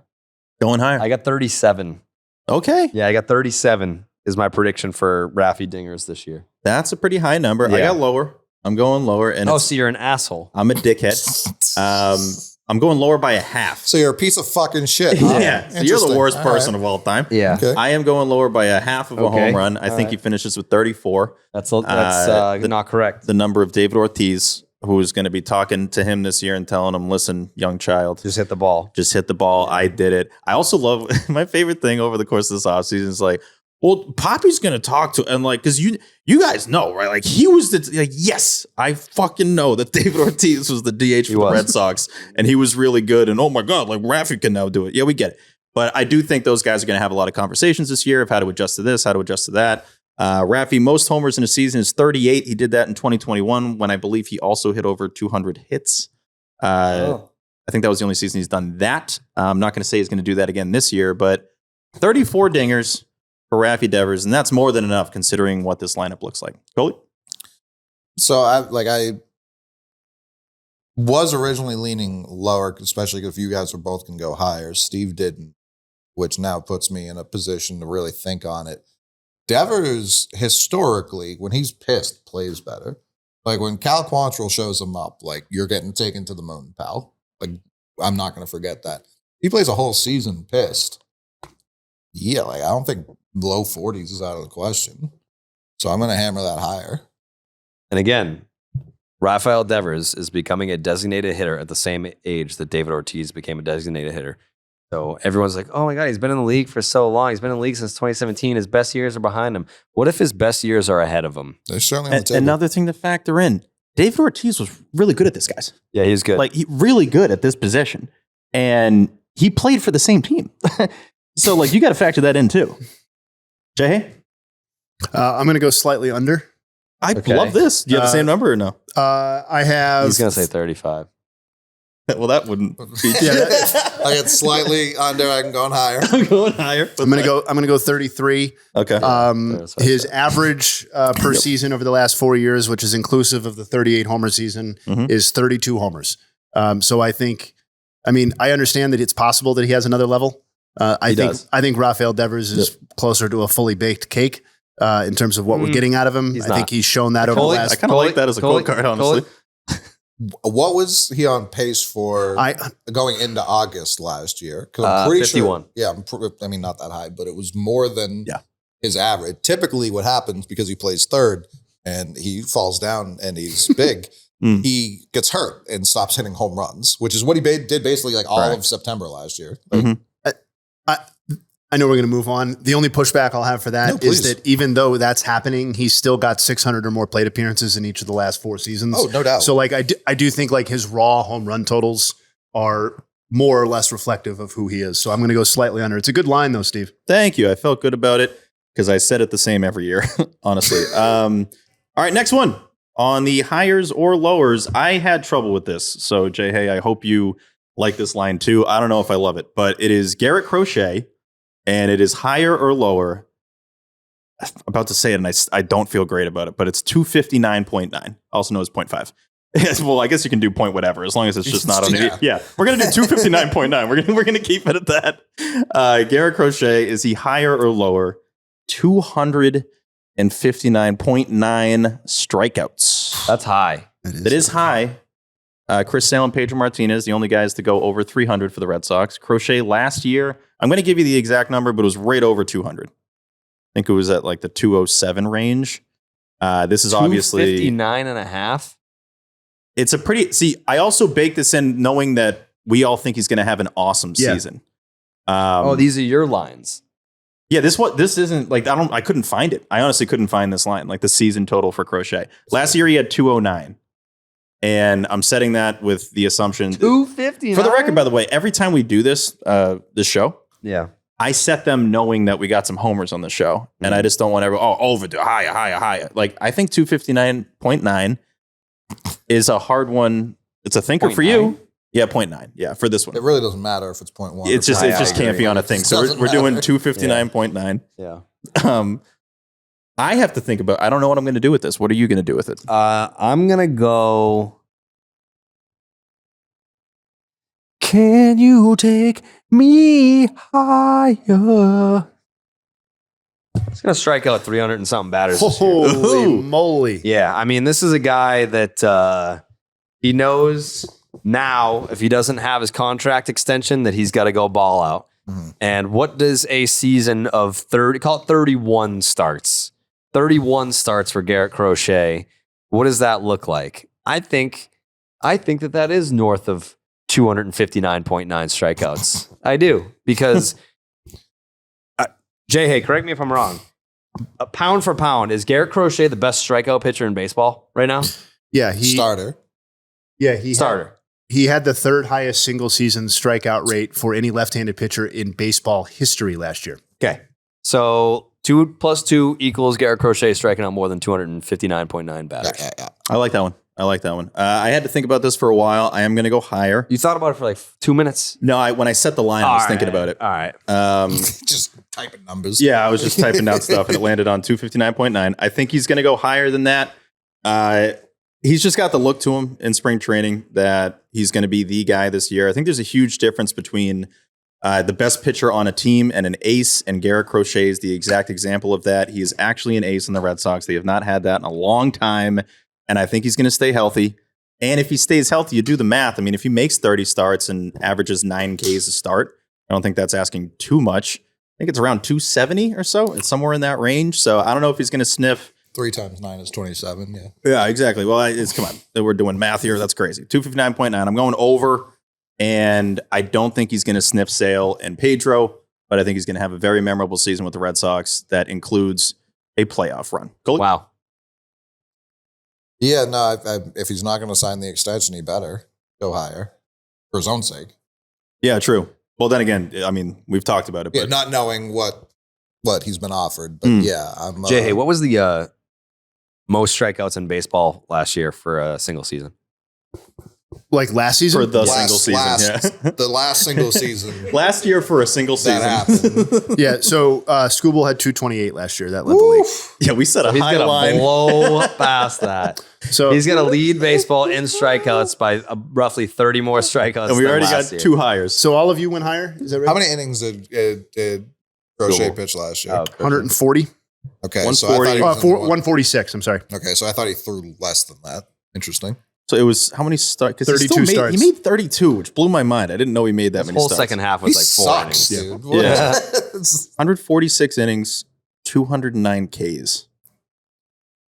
I think the line's fair. Are you going to go lower? 50, So I'm conflicted on this because, as we'll get to in the prediction section, I'm very bullish on Garrett Crochet, but when was the last time any pitcher put up 260 strikeouts? so that's where I'm going with this. Okay, so Well, no one's ever done 259.9. two things. So in the wild card era, there have been 13 instances of a left-handed pitcher having 260 or more strikeouts in a season. Yeah. More than I thought. 8 of those 13 are Randy Johnson. Okay. So we can kind of put that aside for a second, right? Yeah. If that isn't a Jayhay nog, then I don't know what it is. That was incredible. The others to do so It's the are timing. Kershaw, Price, Sale twice, and Johan. So obviously it's like very rare air. The encouraging side of that is that like that left-handed strikeout note that I told you Yeah. a couple seconds ago, Yeah. one of the only seasons that's better than that, the two that are better are Sale in 17 and a Randy Johnson season. So he's in the grouping with yes, these sorts right, of people. right. The problem is that like he was at 146 innings last year. So even I think we're all projecting in a healthy Garrett Crochet season more innings than that. If he throws 170 innings, right, which would be a 24 inning bump, could go more, but let's just say 170. That's like 240 to 250 strikeouts at his rate last season.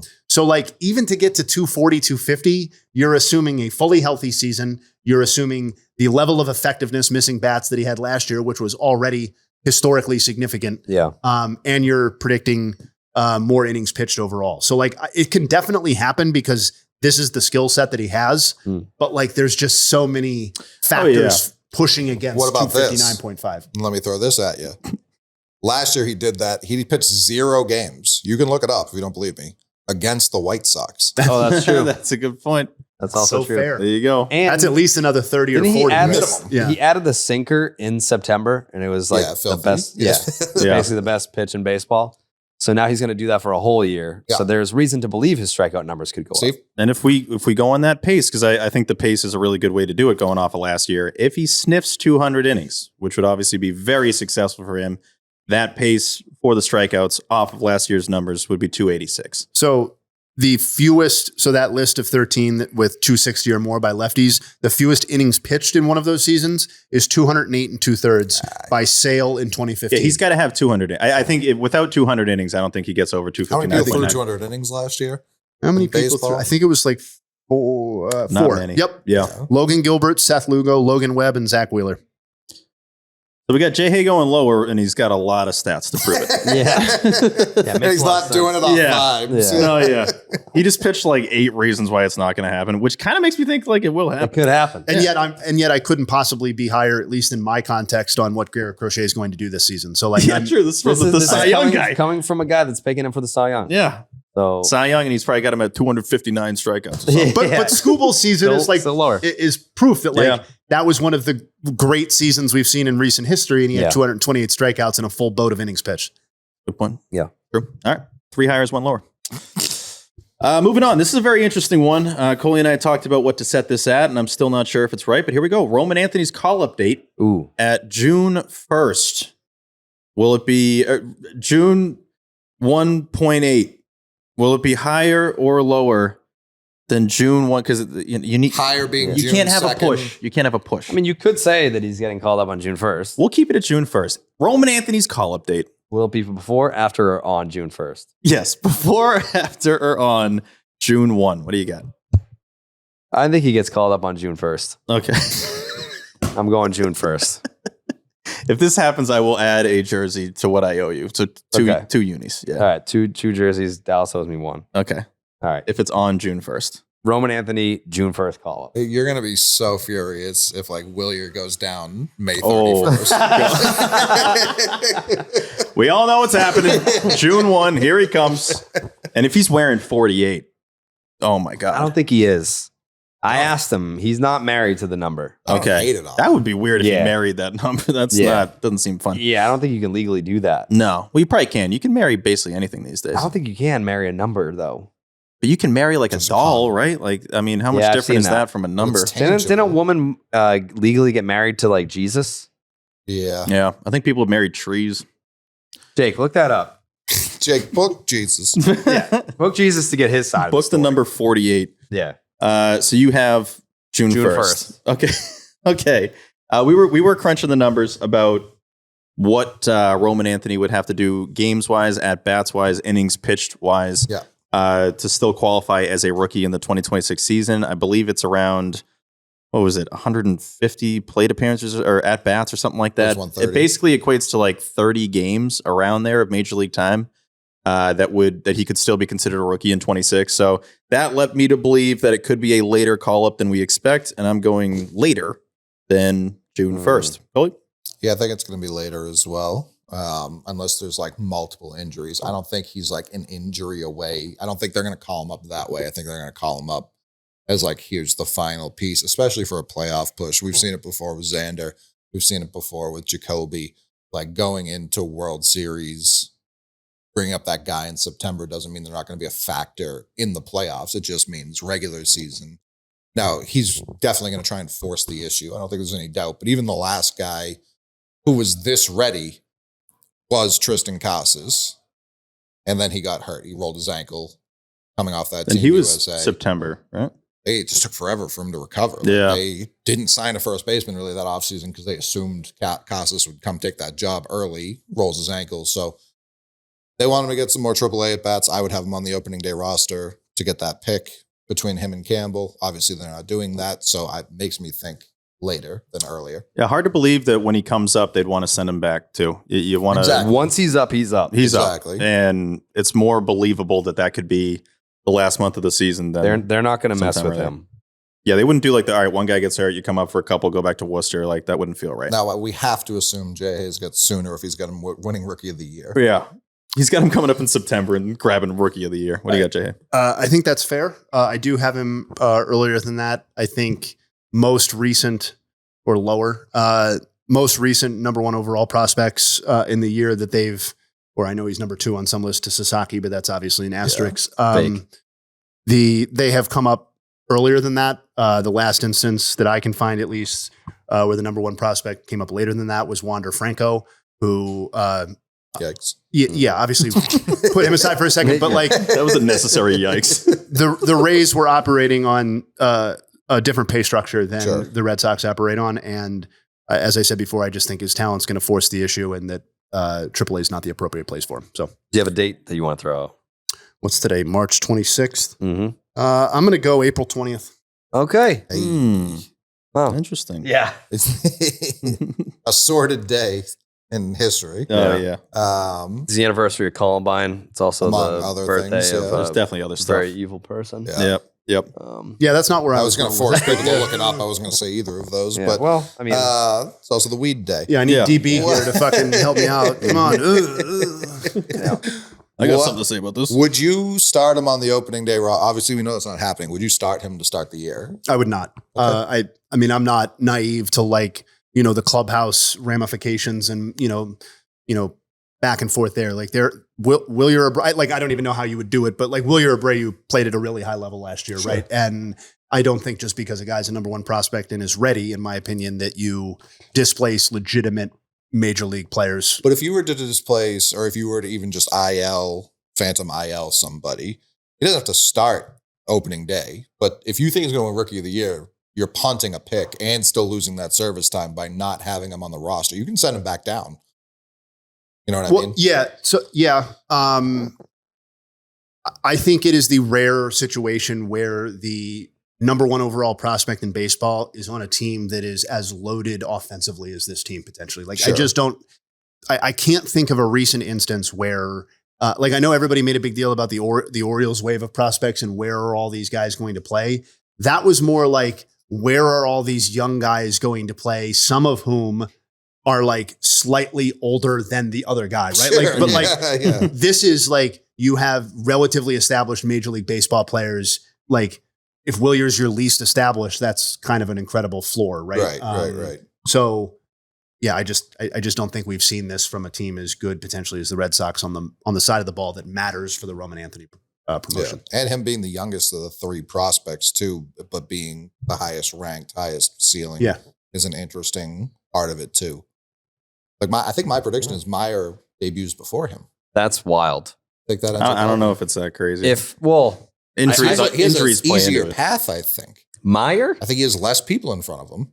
They're not going to be like, let's play Romy Gonzalez at shortstop for a month if that's a need they have. I also think if Trevor Story goes on the IL and they think he's only going to need the 10 days or 2 weeks or whatever, I still don't think they call it Meyer. I agree with that. Yeah. Yeah, I think it's like we'll make it work with Hamilton, or we'll bring Rafaela in and we'll shuffle around the outfield. Like I think if Meyer's, it's not as serious as Roman Anthony. Like I think when Roman Anthony gets called up, he's up. Agreed. With Meyer, I think you can call him up if you need him for like a month and then send him back down if need be.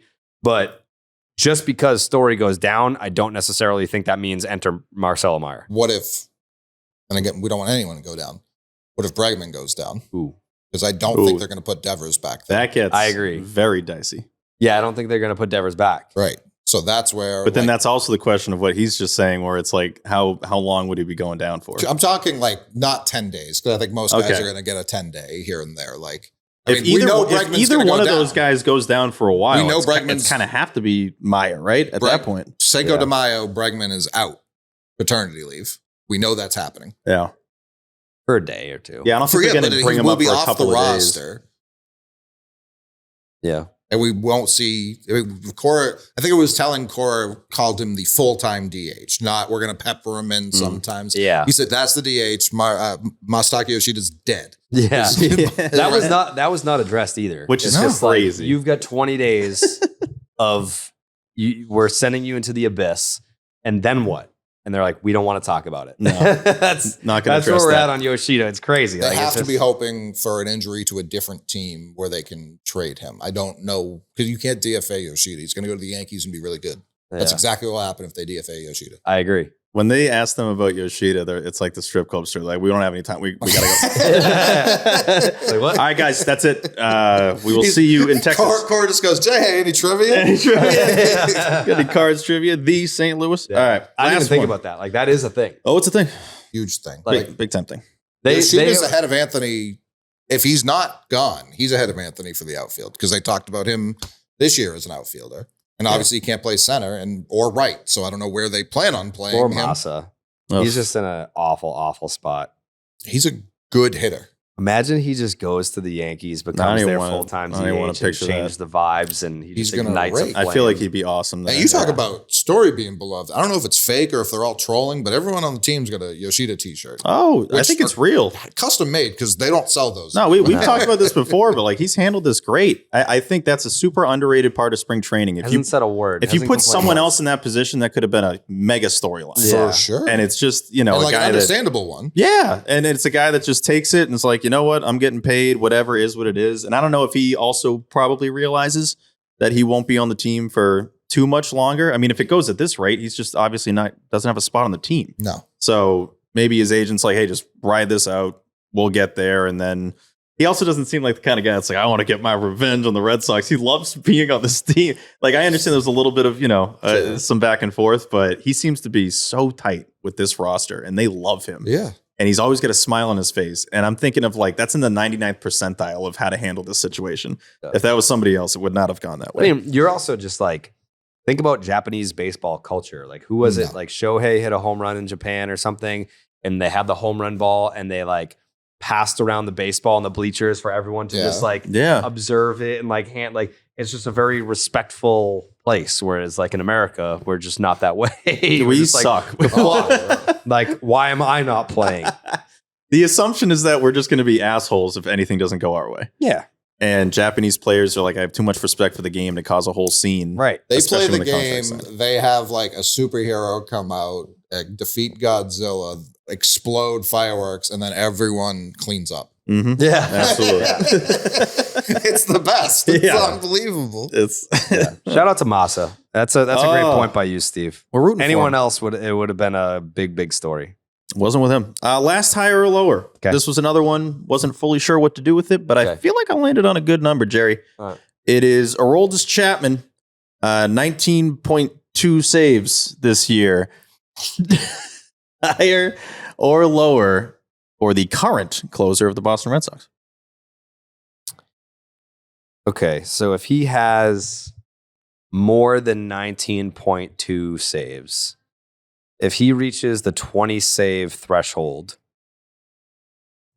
that probably makes him the closer, like until the All-Star break. At least, yeah. That could also imply that he could get hurt, come back, and still be the guy and get over 20.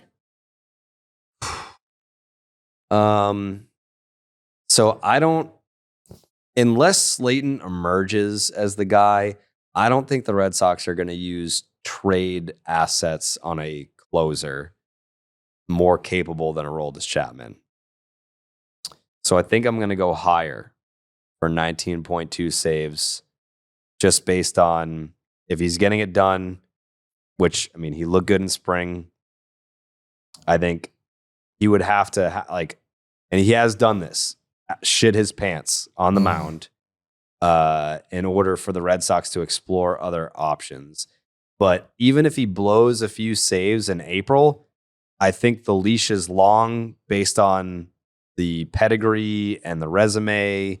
So yeah, I'm going to take the higher on 19.2 saves for Chapman, just because I don't think it's not like he was here last year and he was awful. So it's a short leash. I think they brought him in because of this. And so he's going to be given every opportunity. Like he's going to have to be atrocious. And I don't think he's going to be atrocious. All right. I like the reasoning. I'm going to go lower.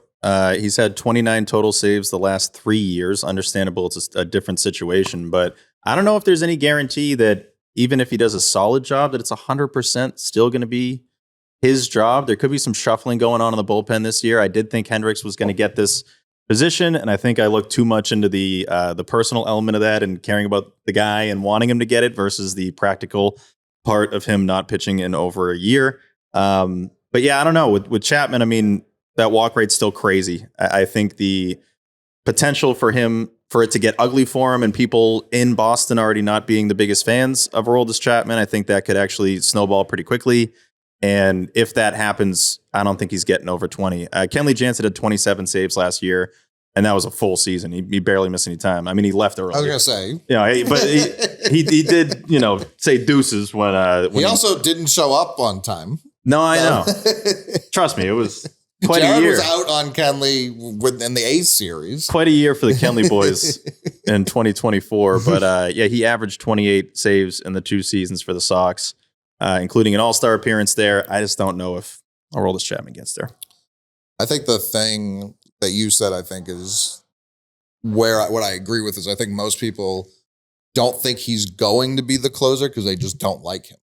Yeah, it's a big part of it. I think that's and they'll get on his case quicker than they would the alternative option. Sure. Yeah. And I don't think that's unfair. Like, I'm not defending him by any stretch, but I have weird confidence he's going to be just like really good this year. And I don't know why. Like, seeing him in person was striking. Like, he looked like DK Metcalf. He's a monster. Did you see him in spring? Yeah. We walked by him. Massive. We did? Yeah. We walked past him. Yeah. You don't remember that? Yeah. No. He had his back to us, but he is Oh, yes. as large no, I do of a remember human that. as I've seen. We walked past him. Yeah. He was stationary doing an interview Super outside the stationary, clubhouse. yeah. And yeah, I think he's just kind of going to hold that job. I don't know that there's going to be this like, oh, it's going to be Slayton for a while and this and that. Like, he's just going to be the closer all year. If that happens too, I think a lot of people need to acknowledge that we're going to become Chapman fans if we like it or not. I don't want to say fans of the person, but fans of the concept of a dominant closer that throws 101 miles an hour and is standing there after the game's over. Because he did that in the Mexico series. I was like, it's kind of badass when the guy does that on your team. Like, I do like when the guy's just like, Strange. I just gassed you, and I have that extra oomph to me. But no, I don't like Aroldis Chapman the person, obviously. But I just think that if he's great, if he's really good this year, some people are going to feel a little conflicted about how to feel about him. I mean, everybody. Yeah. But I just think it's a tricky situation, obviously, but It sucks. I am in a horrible spot. it's not great. But what from like the tweets? You just can't be like game over like you did with Kimbrel when he was coming. No, I mean, what you have for when the games end is elite. Yeah. Shout out to Jeremy. I don't even want to say we. I said take full creative liberty with the gold bottles video. It's the best gold bottles video that we've ever done. So good. One Stoopy. It's a unique spin on it, but it's perfect. Like, we've been doing gold bottles since 2014, so over a decade of gold bottles. It's I've been We've all doing the been gold tweeting bottle this. tweet. Imagine if you had said we've been doing the gold bottles. Obviously, it's different with you doing No, it. but that would have gone nuts. If We've Steve- all been doing this. You're like, we? That would have been my lead we that I've done yet. Unbelievable. You've been doing it. When we I've been conjured doing up the gold bottle tweet I think it was my idea, actually. since 2014, and it has taken on many shapes and sizes And over you the kept year. it. You almost didn't. I almost didn't last year. Tyler convinced me to keep it. I mean, it was for a 500 season. I don't even know. They were But- sick in the middle of the season. Yeah. Yeah. But That's part of, because to even your point, like, that's part of why I do believe in this team. We saw the core of them last year be really good for months. Playoff team. Yeah. for 2 months. And then Craig was like, no. yeah. And no, But- they're not. I'll make sure of it. Like the gold bottles tweet last year, or like the video, was intentionally boring because I thought the Red Sox were going to be boring. The gold bottles tweet this year, very exciting because I If think they that this suck. team is going to be very exciting. If they suck, then I'm going back to just like Yeah, so a fun. static image. This one does not play if it's a bad season. No, I don't even want to think about it. I replies will would be switch like- back. I will switch back to the boring one. But if you're gonna have to debut it immediately, Correct. First win, Yeah. So that's where I think, like, I don't know, it has to. If they We get have to punt swept, it. if they I get think we have swept to in punt Texas it. or something. Huh? Pump what? Like, you can't bring it back for a future season if it's got that stink on it. What do you mean? Oh no! I mean, I'll do a different one every year now. Sure, okay. Yeah. I thought you were saying we're gonna pull it and then bring it back for a good team. Like, you can't. Do No, that. no. Certainly can't do that. No, Won't do that I refuse to do that. But I am excited about the with new our gold bottles gold video. bottles tweet. It's great. Yeah. It's very good. All right, we're done with the hires or lowers, but we do have 3 things left, 3 items left. Okay. The next one is bold prediction for this upcoming Red Sox season. What's yours? I think I did this last year, so I think mine Don't kind do of. it again then. The fuck? No, I didn't do this last year. Oh, okay. It was thank Christ. it was somebody else. Yeah, who even cares if I did? What the hell? You can't repeat it. Tristan Casas, you're all gonna probably hate this one. 4-homer game from Tristan Casas. I do hate that. He had a 3-homer game last year. I I don't mean, hate it's that. Yeah, not but too who far cares? from happening. I thought you were gonna say like 40 homer season.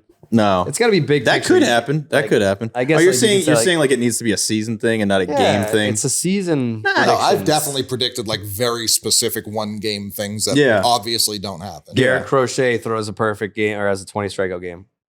That would be- 4-homer game for Tristan Casas. The noise on him has really died down.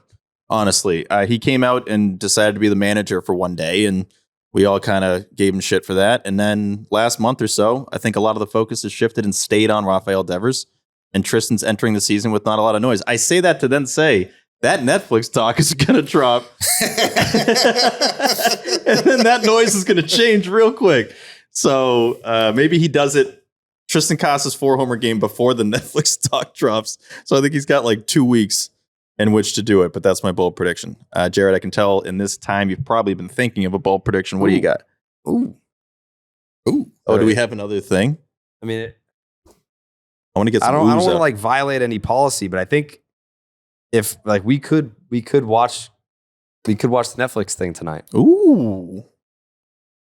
Ooh. Oh, All right. do a little. Mikey's down. I thought we were. I mean, I thought we were doing Netflix. If something you're else. watching this, we're not doing that. No. I genuinely thought we were doing something else that I was pretty excited about because we The keep escape room? talking about. Yeah. I kind of want to watch the doc. Well, Well, we're not I going will- to do. Yeah, we're going to do the escape room. I wanted to watch the doc, You but we can't. can't. Yeah, Yeah, you I can't. can't. Yeah. Jared can. We're gonna. Yeah, Jake, book an escape room. What time is it? Probably too late for an escape room. Yeah, it's too. Well, no, it's perfect time for an escape room. Oh, you know what we got? What? The Netflix doc? Celtics are about to tip off with Against the Oh, Suns. yeah. Suns Yeah. out, Yeah, Guns Tampa out. on ESPN, Suns? Mike. That game's at 10. Oh, right. We're an hour behind. That's been throwing me off. Brother, the whole I'm time. wearing Phoenix Sun socks right Whoa. now. Let's go, dude. The fuck, Let's dude? Yeah, you're fucking rooting go. for The fuck. the enemy Yeah, tonight. let's watch the Suns Celtics game. The Mhm. fuck. Jake, do you want to watch the Suns and Celtics tonight? No. Just the Celtics and the Suns. Yeah. Let's do that. The fuck. The fuck, dude? All right. Damn. Maybe mixing some cookies or something? You said we're going to do cookies. Yeah, like what? I'm way more excited about cookies. Yeah. Do they have? Oh, what terrible timing! Oh my dude. God! Did they just What was the that a fuck, Luka dude? buzzer beater? It looks like LeBron. No. He's like Oh, it's claiming a it. count it question. Uh-oh. Uh-oh. Uh-oh. That went in. Fake news. ESPN already changed the score, so we'll see. Oh no! We'll see. People are gonna love this. Cabron. It seems like he made it, but we haven't even seen the Stephen shot A's yet. like, this sucks. Just based off their reaction. Tyrese Halliburton's crestfallen. They're going. Luke is to, like, I'm just going to talk some shit for the hell of it. they're going to the monitor. The faces always say it. They know. Luka missed. Oh, it's a tip. What a fat slob. That's stupid. No, that's so in. It's not That's even in, close. brother. Not even What are they close. possibly looking at? Not even close. Nice shot, Luka, you idiot. That was like the D All white right, tip. bold prediction for the season. Yeah, what do you got? All right, here's my bold prediction for the season. That's My bold prediction for this season is that Christian Campbell, Marcelo Meyer, and Roman Anthony will combine for you had this prepped, obviously. 12 WAR. I think. Wow. Yeah, or better, Not worse. not worse. They'll be above 11.9 WAR. Yeah, 12 Wow. WAR or better. Okay. Go. So had MLB Network on before. Eamon showed me a Lakers game winner. The last thing I want to see. Shout out, Eamon. Even though I told him to change the channel. Last thing I wanted to see. I said, do it. I didn't care for that one bit. But we were watching MLB Network, and they were showing the San Francisco Giants, a team people have connected in the trade market simply because we acquired Andrew Bailey, and for no other reason. However, they signed a guy this season, and I don't particularly think the Giants are going to be very good. And this is a guy who's kind of chasing some wins, chasing another ring. I think the Red Sox acquire Justin Verlander, and he pitches them to a World Series. Interesting. That is bold. That is bold. That's There you pretty go. bold. I You like think that. JV is coming to Beantown? I think they're going to need a starter around that time, and I think he's going to have a good year. I like the bold prediction being like a trade prediction. Yeah. I never really thought of that. Good one, Coley. Does that mean What? What's wrong? imagine the Red Sox win the World Series with Justin Verlander It's us and Kate. And Upton. Kate and Upton. and Ben Verlander's in the World Series parade? I You didn't know think who's of going to that. be on the boat? It's going to be JV, BBWAA, Kate Upton, Ben Verlander, and you two. That's who's going to be on the tugboat. And Jayhay. And Jayhay. And Jake and Eamon. Dean's going to be Yeah. on there. The whole T's team going to be is like- driving the boat. The whole team's like, dude, Jayhay believed in us from day one. Yep. true. Fuck yeah. And I will That's not true. be on that boat. Yeah. Not that one, a different one. Hopefully. You'll be up there. Will I be on a boat if the Red Sox win the World Series this year? Do you think? I don't even know that I would be. Why would you assume that? What are we even? Why would talking you about? assume that? Bregman would make it Yeah, happen. Alex Bregman Alex? would have you on that boat. Do you like dude. that one? You like that one? Actually, Bregman's probably by default my best bet because of you, Yeah. Hey, yeah. right? He's our best bet. Well, I Yeah. Cora. I don't want to tie us in the same. Christian Campbell's getting me on the boat. There you go. Yeah. You know, Duran's not getting me on his. Oh, so- he's going to make He's he's gonna- going to be the reason they're going to delay the parade hours because he's going to be making sure you don't get on. I'm going to be trying to walk up and he's just punching my face down. You're just like a pinata on the back of their I have lowers on all his stats this year. I think he's going to suck. That's crazy. Jayhay. Yeah. No, you did yours. Jayhay. Sorry, I thought I skipped Coley. I just had a moment where I thought I skipped Coley. So a lot was made of Alex Bregman's small sample success at Fenway. Not as the reason to sign him, but certainly 1280 OPS. certainly as a perk. And while I don't think he's going to quite hit 375, my bold prediction is that I believe Alex Bregman will hit 350 or higher at Fenway this season. Oh, at Fenway. At Fenway. Only half his games. What's the OPS look like? Now, at Fenway, you're saying? At Fenway. Oh, north of 950, Ooh, maybe I like 1,000. 1,000? Oh, okay. That is Now- bold. That is pretty. Oh, is Yeah. it bold? I just want to It's just par sell for the course. I just want to sell that this is a bold take Yeah. because you're like, oh, 350 at home. Like, people do that all the time. Yeah. One person did that last year. in baseball. That For was any team. for any team. That was Bobby Witt Jr. Ooh, Okay. there you Okay. go. And So, yeah, the that was- last Red Sox player, or Mookie? the last year where a Red Sox player hit 350 at home in at least 300 plate appearances Adrian Gonzalez in 2011. It wasn't Mookie Betts? was 2007. Oh, that was David Ortiz. It was a double year. It was Ortiz hit 365. And don't say it. It wasn't Manny. it was not. No, It was Petey? JD Drew. it was not him either. It Mike was Mike Lowell. Mike He Lowell. hit 373 at home that year.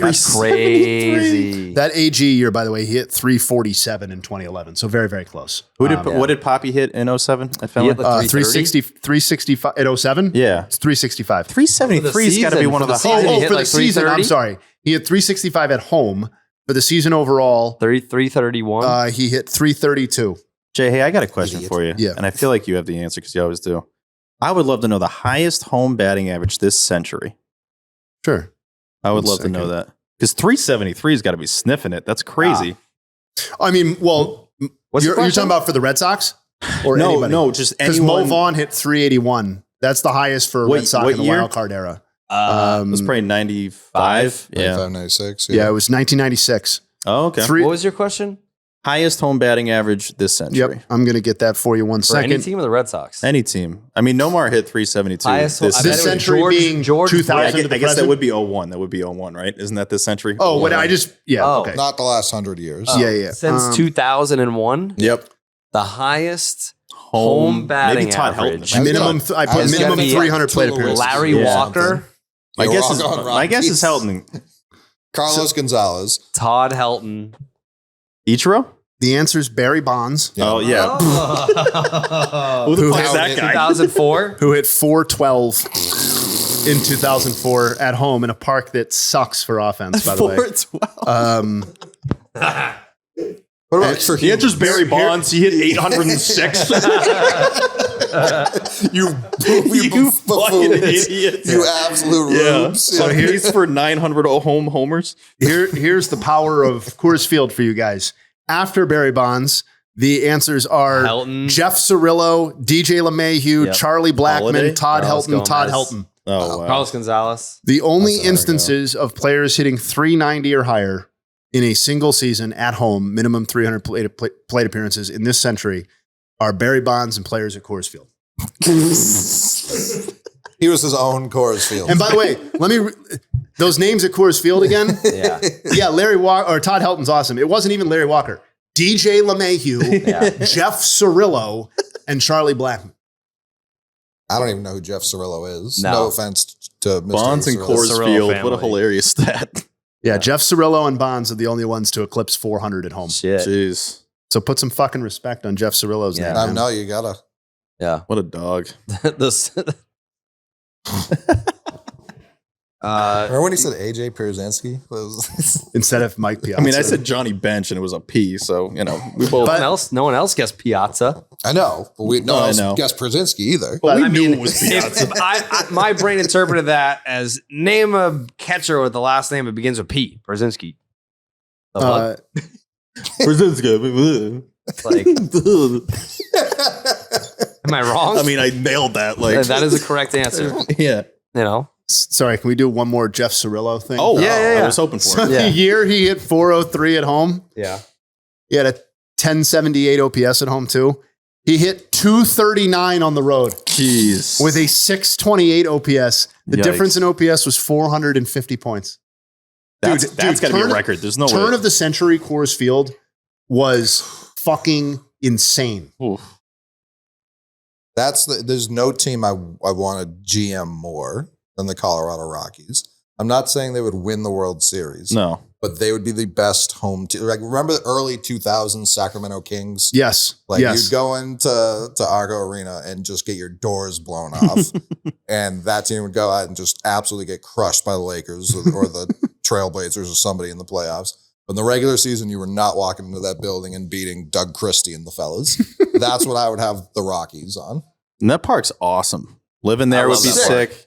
It's That's all one of my it's sick. favorite, best parks like ever. It's People think incredible. about Denver and it's like, oh, it's cold. Beautiful in the summertime. Oh, it's incredible. beautiful. It's probably not like really cold for that long. It honestly isn't cold.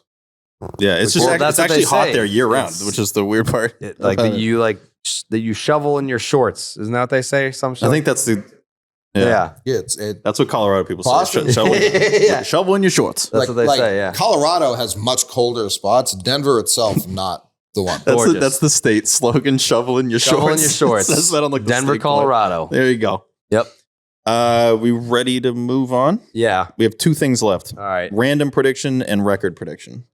Random prediction? Yep, we did this last year. A random. Yeah, I know you prepped for this. A random Red Sox prediction for the. I can go first if you want. No, I prepped for this. Yep. A random prediction? Yeah.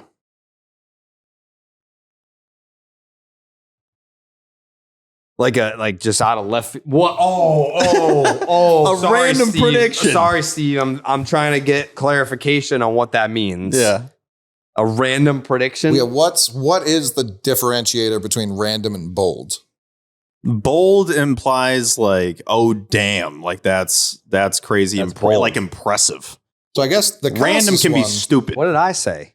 the Casas one could fit into the random. What was as my much as bold the prediction? It could. It leans bold. It's not on The Yeah. prospect trio hits 12. Oh yeah, italicized. Yeah. yeah. Your random prediction for this My upcoming random season prediction for this upcoming season would be is that Rafael Devers is going to hit for the cycle in the month of August. Yeah, that applies. Yeah, that is kind of random. super random. Pretty bold too. Yeah, that has a little taste of bold in it. I like that. Well, No, that was good. You did a good job. All right. My random prediction Yeah. is that the Red Sox hit a walk-off when they debut their new City Connect jerseys on Friday, May 16th at Fenway Park against the Atlanta Braves. Shit. Mm-hmm. Is that breaking news? I tweeted it. Okay. I did tweet it. But Wait, that's breaking news? But that's what they debuted. that's going to happen. So you guarantee? Tell us your secrets. Is this a Stevie P guarantee? Yeah, May 16th at Fenway. That's a Stevie P thing? It's a Stevie P guarantee. That, No. Did you seen the jersey thing anywhere? No. yeah, it's a Stevie P thing. Why? What's? Wait, so I tweeted this. You're acting like you're hearing this for the first I time. don't follow I didn't see you. it. But you always say like, "Oh, you tweeted this." Like you see what I tweet. I don't. You do. You have the reminders on your phone. You have the noties on your phone. Of your tweets? I think you do. No. I'm not saying it's just for you. Have them for everybody. Your phone blows up. I don't. Your phone blows up every 3 seconds. Tweet right now. Just tweet test. Nah, it's probably the Section 10 account. Yeah. I could have sworn I've tweeted don't and have- it's I don't popped have- up. I noticed it at like the wrestling thing. I was like, what the? Oh, why am I popping up? Well, because you tagged me, you dumbass. All right. So again, random prediction: Red Sox walk off when they debut the new jerseys May 16th. Coley, I'm trying to think of something. Like, Jake, no, was that crazy? That was I did not insane. factor in. It's because I tagged him. Yeah, Fucking hell, man. I know. No one ever said I was smart. I don't. It's not even. It. Coley, I think, like some all-time hilarious blooper occurs. Like, Cedar Rafaela robs a home run, but where he's going to rob a home run, he kind of loses it in the sun. It bounces off his head for a home run, like something The old along those Canseco. lines. Yeah, a triangle Canseco. yeah, something Yeah. along those lines. And then, Yeah. yeah, we all go ha ha ha ha ha.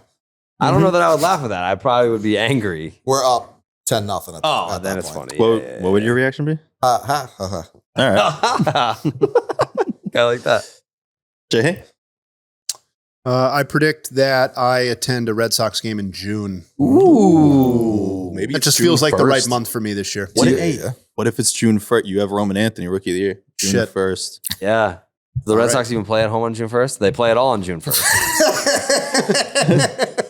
We're just promising we're going to be at Fenway that day. Yeah. Look at the schedule. I'd like to change mine. You can't. Okay, I'm going to. All right. Or I'm going to add. I'll add June to it. 1st, they're in Atlanta for a series finale. It'll be tough. What day of the week is it? It's a Sunday. It's a recording day. Oh, okay. That's Looks a like big we're day. going to Atlanta Well, I don't think that they would call up Roman Anthony for a for a series finale. finale. That doesn't yeah. make much sense. June 2nd, home against the Angels. It's big. Happy birthday, Pops. My prediction is the Red Sox play 161 games this year. That's awesome. That's awesome. Why is that awesome? That's less I'm base. saying because this is your random prediction. Yeah. That's kind of what I had in mind for like what the concept of the thing is. That feels like exactly right. You're gonna get upset about yeah, this. but like what? Mine was pretty random. No, it's not like it wasn't. But like Coley just said, you just kind of know when you hear it. That is random. Yeah. Yours was That still happened good. to what, like 3 teams last year? What? Didn't your Guardians only play 161? By the way, that's Yeah. What? Last year? Yes. I don't remember how many teams that happened for, though. Hold it's on. one of my least favorite things because Sure. I need it's like no, I'll play 162. Sure, yeah, Not no, finishing it off pisses me off. Kind of, it's like a Mikey pissed off. Like that pisses me The off. Celtics are like halfway PC home to piss breaking off. the 3-point record for a game. Astros only played 161. Yeah. Guardians only played 161. And Might be that it. is it. That's it. So if that happens, are we not 162 guys? We should make 161 guys, girls, and gays shirts if that happens. All right. Yes. Special Yep. edition. All right. All right, folks. It is that time for the Red Sox 2025 record prediction. We are starting with Jared. No, we're starting with Jake. Starting with Jake.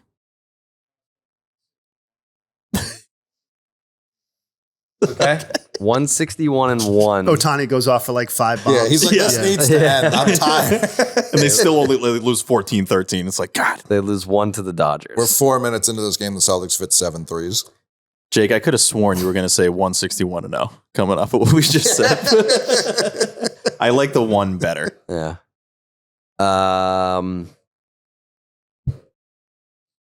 I've got. All right. Hello? Relax. The fuck? Probably that bird from yesterday. That bird, the fact that we even talked about that bird's outrageous. Crazy. That guy hated us. I respect that bird I'll so sit much. down to eat, and he was just throwing leaves at us. That was We ate wild. outside. There was a tree near us. This bird perches and just starts ripping apart this tree, throwing it No, right at us. let it be known the tree had 1 leaf, Yeah. and it found the leaf. And I just think he brought spit the it at leaf us. up there. He probably did. Or that. He probably did.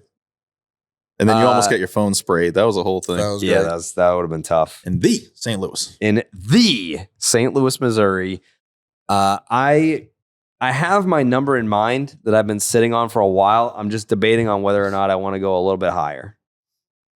Wow. Because, I mean, You're drinking the Kool-Aid. I'm not drinking the Kool-Aid. You're I'm just chugging telling it. it like it is. There is Kool-Aid to drink right now. There's more than we've had in a while. Pretty thirsty, actually. Yeah, Can I ask You said Kool-Aid, Jayhay I a kind of wanted question? some Kool-Aid. No. I think you can. Thank you. Do you think 91 wins is enough to win the division in the American League East? I think probably not. Vegas would say it is, but Yeah, I think what tends to happen is that the number is set at the beginning of the season and the projections are what they are, and inevitably 1 or 2 teams crest above that. Because one of the teams is going to be like, for example, if the Blue Jays like collapse and have to trade off guys, like that's going to benefit the rest of the division, right? Sure. Like this is a moving target a little bit. I think the eventual division winner will be closer to the mid 90s win total.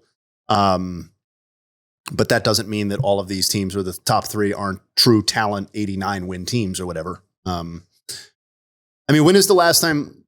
I didn't look this up before asking the question, obviously, but when's the last time that the AL East was I was just won with thinking this. 91 or fewer wins? Yeah. I would have to imagine. I feel like you're the guy. That, Yeah, I'm gonna get that It's answer. like even I Hold on. just said in 18 when we won 108, it's not like the Yankees won 87. Yeah. Like they Yeah. still Won won 100 100 games. games. They Yeah. don't play each other that much. Yeah, the average Yeah. win total for the AL East winner is probably like 90. They also play each other even less now than they did in 18. Yeah, they Yeah. do. Yeah.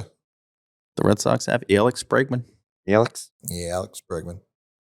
Are you gonna? So you were leaning 91, it sounds. Yeah, is that And what now you're trying doing? to 91 bump it was the up. number that I had in mind, but if I'm picking them to win the division, then like logistically I can't. I have a number in mind, and I think we're about to have the same number. Is it 94? No, Are you 93? I'm 93. Yeah.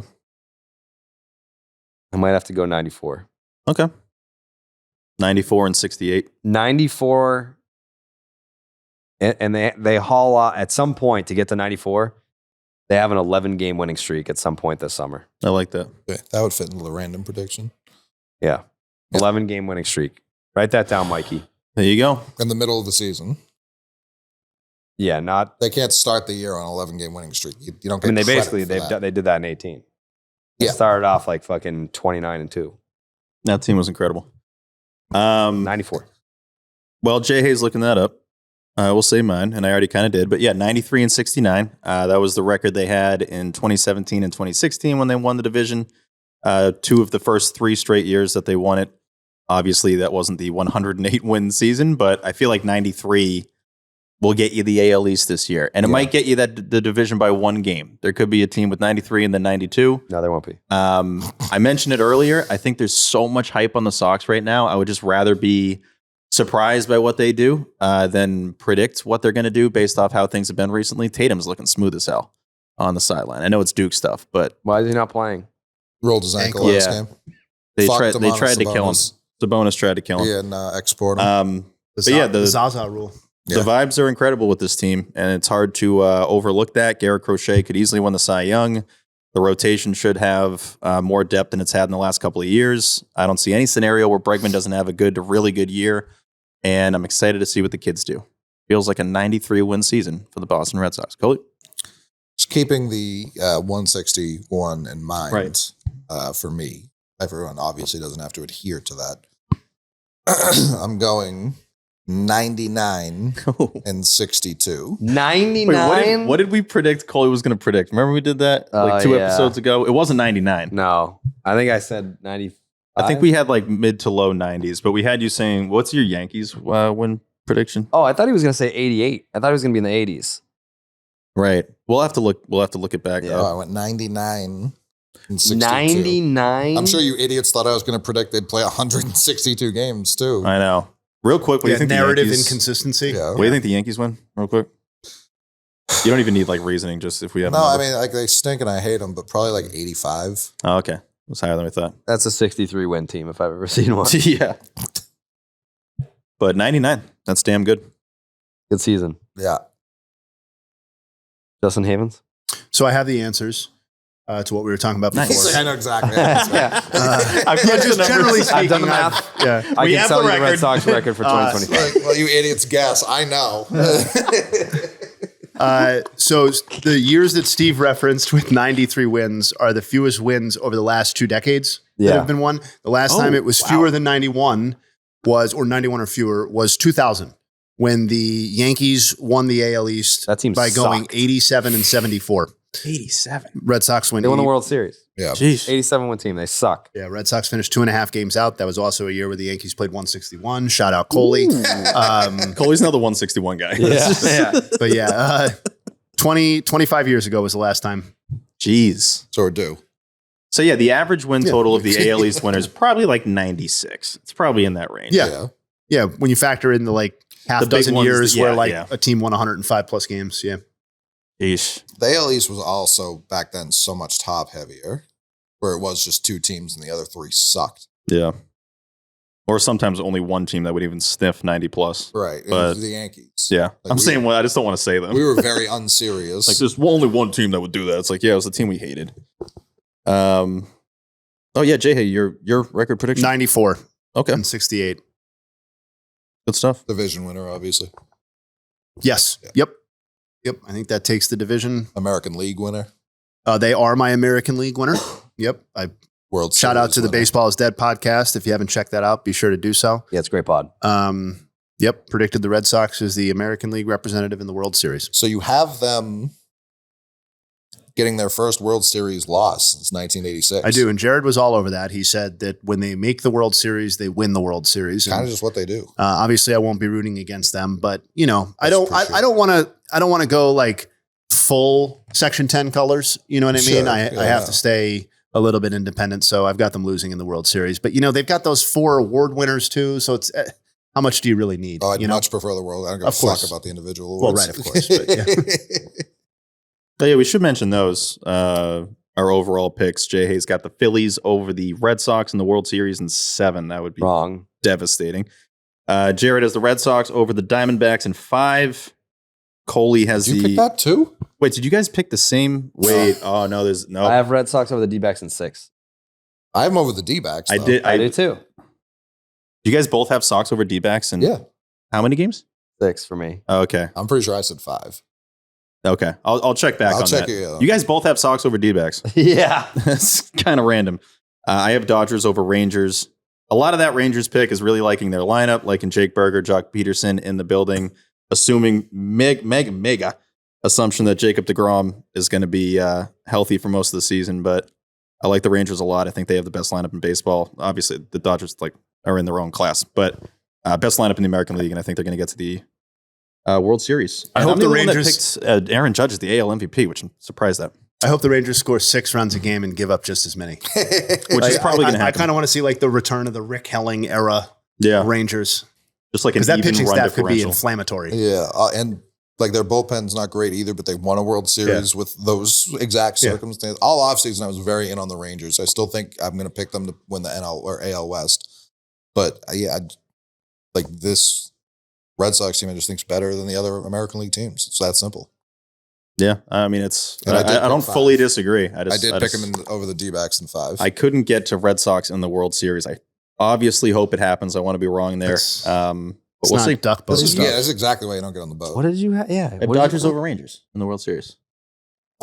Well, I knew we're all going to have the Sox. I mean, one of us should have the Dodgers at least in the World Series. I I think don't that's even know. fair. I don't even know if I have the Rangers making the playoffs. No, it's They're gonna fine. say They the might miss the Dodgers. playoffs. Yeah. Again, I've said it the whole show. I would rather be pleasantly surprised if the Sox make the World Series after missing You the don't have the playoffs. yeah. I'd way rather that. The You're AL gonna has the spin it potential as to like, I don't make believe them. predictions look silly this season. Sure. Oh, Like of course. the NL, I feel like you can kind of identify the good teams. The AL, it's like I'm very excited that me and Cole are right on this. Only me and Dallas have the Dodgers winning the World Series, which I find kind of crazy. Out of You're 7 the of ones us. with the Dodgers even in the World Series. Yeah, because you true. don't get any credit for picking the Dodgers to win the World No, Series. I know. But if you make another pick, then you can say, look at how smart I was. To be fair, like 2 years ago, I had like a Blue Jays White Sox ALCS, like just not even close. Yeah. Not Do you know even how hard close. I was think I did blowing too. myself when I had Bobby Witt Jr. to win the MVP last year? Oh, I bet. It looked like he might actually do it. Yeah. I was telling myself I was the smartest dude on the planet. I'm telling you. I really Then he went got out, like then he got like one first place vote, and it didn't really matter. I went out on a limb, Judge and Otani as the MVPs. Those are good picks. When you're this good for this, stretch of time, I'm just going to stick with that. Who is the second most MVPs? Because it's Bonds with 7. It's and then no Otani. one- It's like 7 guys with 3. Yeah. Otani could become the second guy. That's what I mean. With Like, 4. that's- He'd be the only guy outside of Bonds at 4. I don't think I'm not even trying to hate on Judge. I just don't think he's going to get it this year. No, again, he would have to stay healthy. Obviously, Bobby Witt is somebody that 3 of you guys picked. But yeah, we have more people just staring at us. How we doing? Yeah. But if Aaron Judge stays healthy, I mean, again, he's one of the best regular season players of our lifetime, and I wouldn't be stunned if he chases his own record again of 62. Fake record. It is kind of crazy how 11 people have won 3 MVPs and nobody has won 4, 5, or 6. Name those believe it. 11 Like, people. I couldn't believe it. Let's try to name It's some of them. pre-Giants. Bonds is 3, right? Yes, Yeah. They very taking funny. pictures? Yeah. The fuck is I had that? to pose a little bit real quick. that's awesome. Honey, you wouldn't believe it. They were recording a podcast at the pitch. Who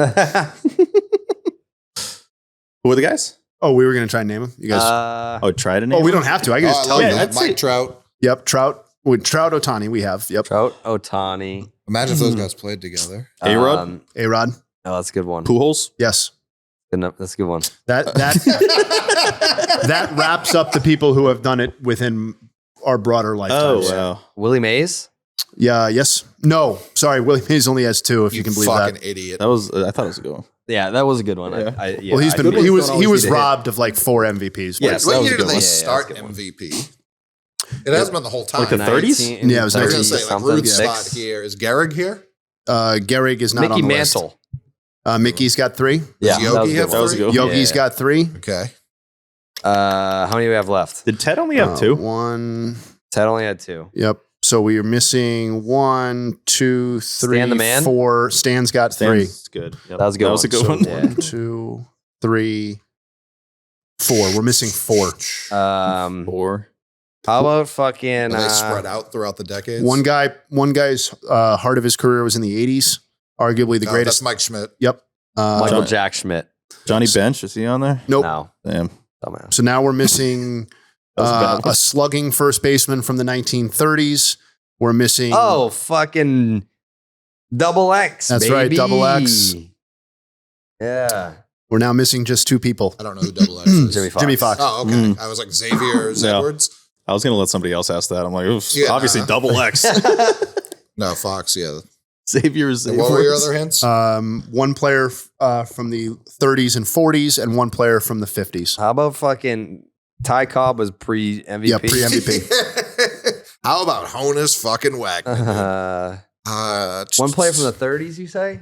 30s into the 40s. Really more the 40s, but yeah, 30s and 40s. 30s and 40s. That's got to be... Is it AL or NL? AL. That's got to be... Oh, you didn't say that? Yeah. Gotta be. Is it like a Tiger? It is not a Tiger. That's got to be... AL is you know American who that League? is? You know who that is? The guy from the 30s and 40s is AL. The guy from the 50s is NL. Did we already talk about one of them tonight in a different trivia question? I don't think so. Okay. That's... You know who DiMaggio? that is? DiMaggio. It's Ooh, Joe there we go. DiMaggio. That was There we go. Easier one than we made. And it then out we're to be. missing the guy from the 50s. He won in 51, 53, and 55. So every other year. I don't think I'm getting this guy. In the NL? Yeah. You know who that is? Who do you got? Gotta be... That's fucking... That's fucking Ernie Banks. It is not. You know who that is? Yeah, who is it? That's fucking... That's gotta be... Oh, that's got to be that guy. Overshadowed a little bit, or not overshadowed, but maybe not counted among these sorts of people all the time because his career was cut short due to a tragic accident. Oh, it's gotta be Clemente? Roberto Clemente. It is not. And That's good. Oh, Breaking news: Jayhay doesn't think that was a tragedy. Clearly not tragic enough. that's gotta be... Oh well, no. That's super wrong. I was. I'm gonna not- say I'm not Tony getting this I'll Scott. give some more clues. Catcher. Oh, Josh fucking... Gibson? No, That's what an gotta be idiotic Thurman guess. Munson. It is not Thurman Munson. Idiot. Don't Would care about initials plane give it away? crashes. RC. Oh, Roberto. no, that's That's gotta be... That's, Roy Campanella. Roy Campanella. There you go. Yep. damn it. You kind of got me on that one. That's all of At the them. same time. That's all of them. Wow. Those are the threes.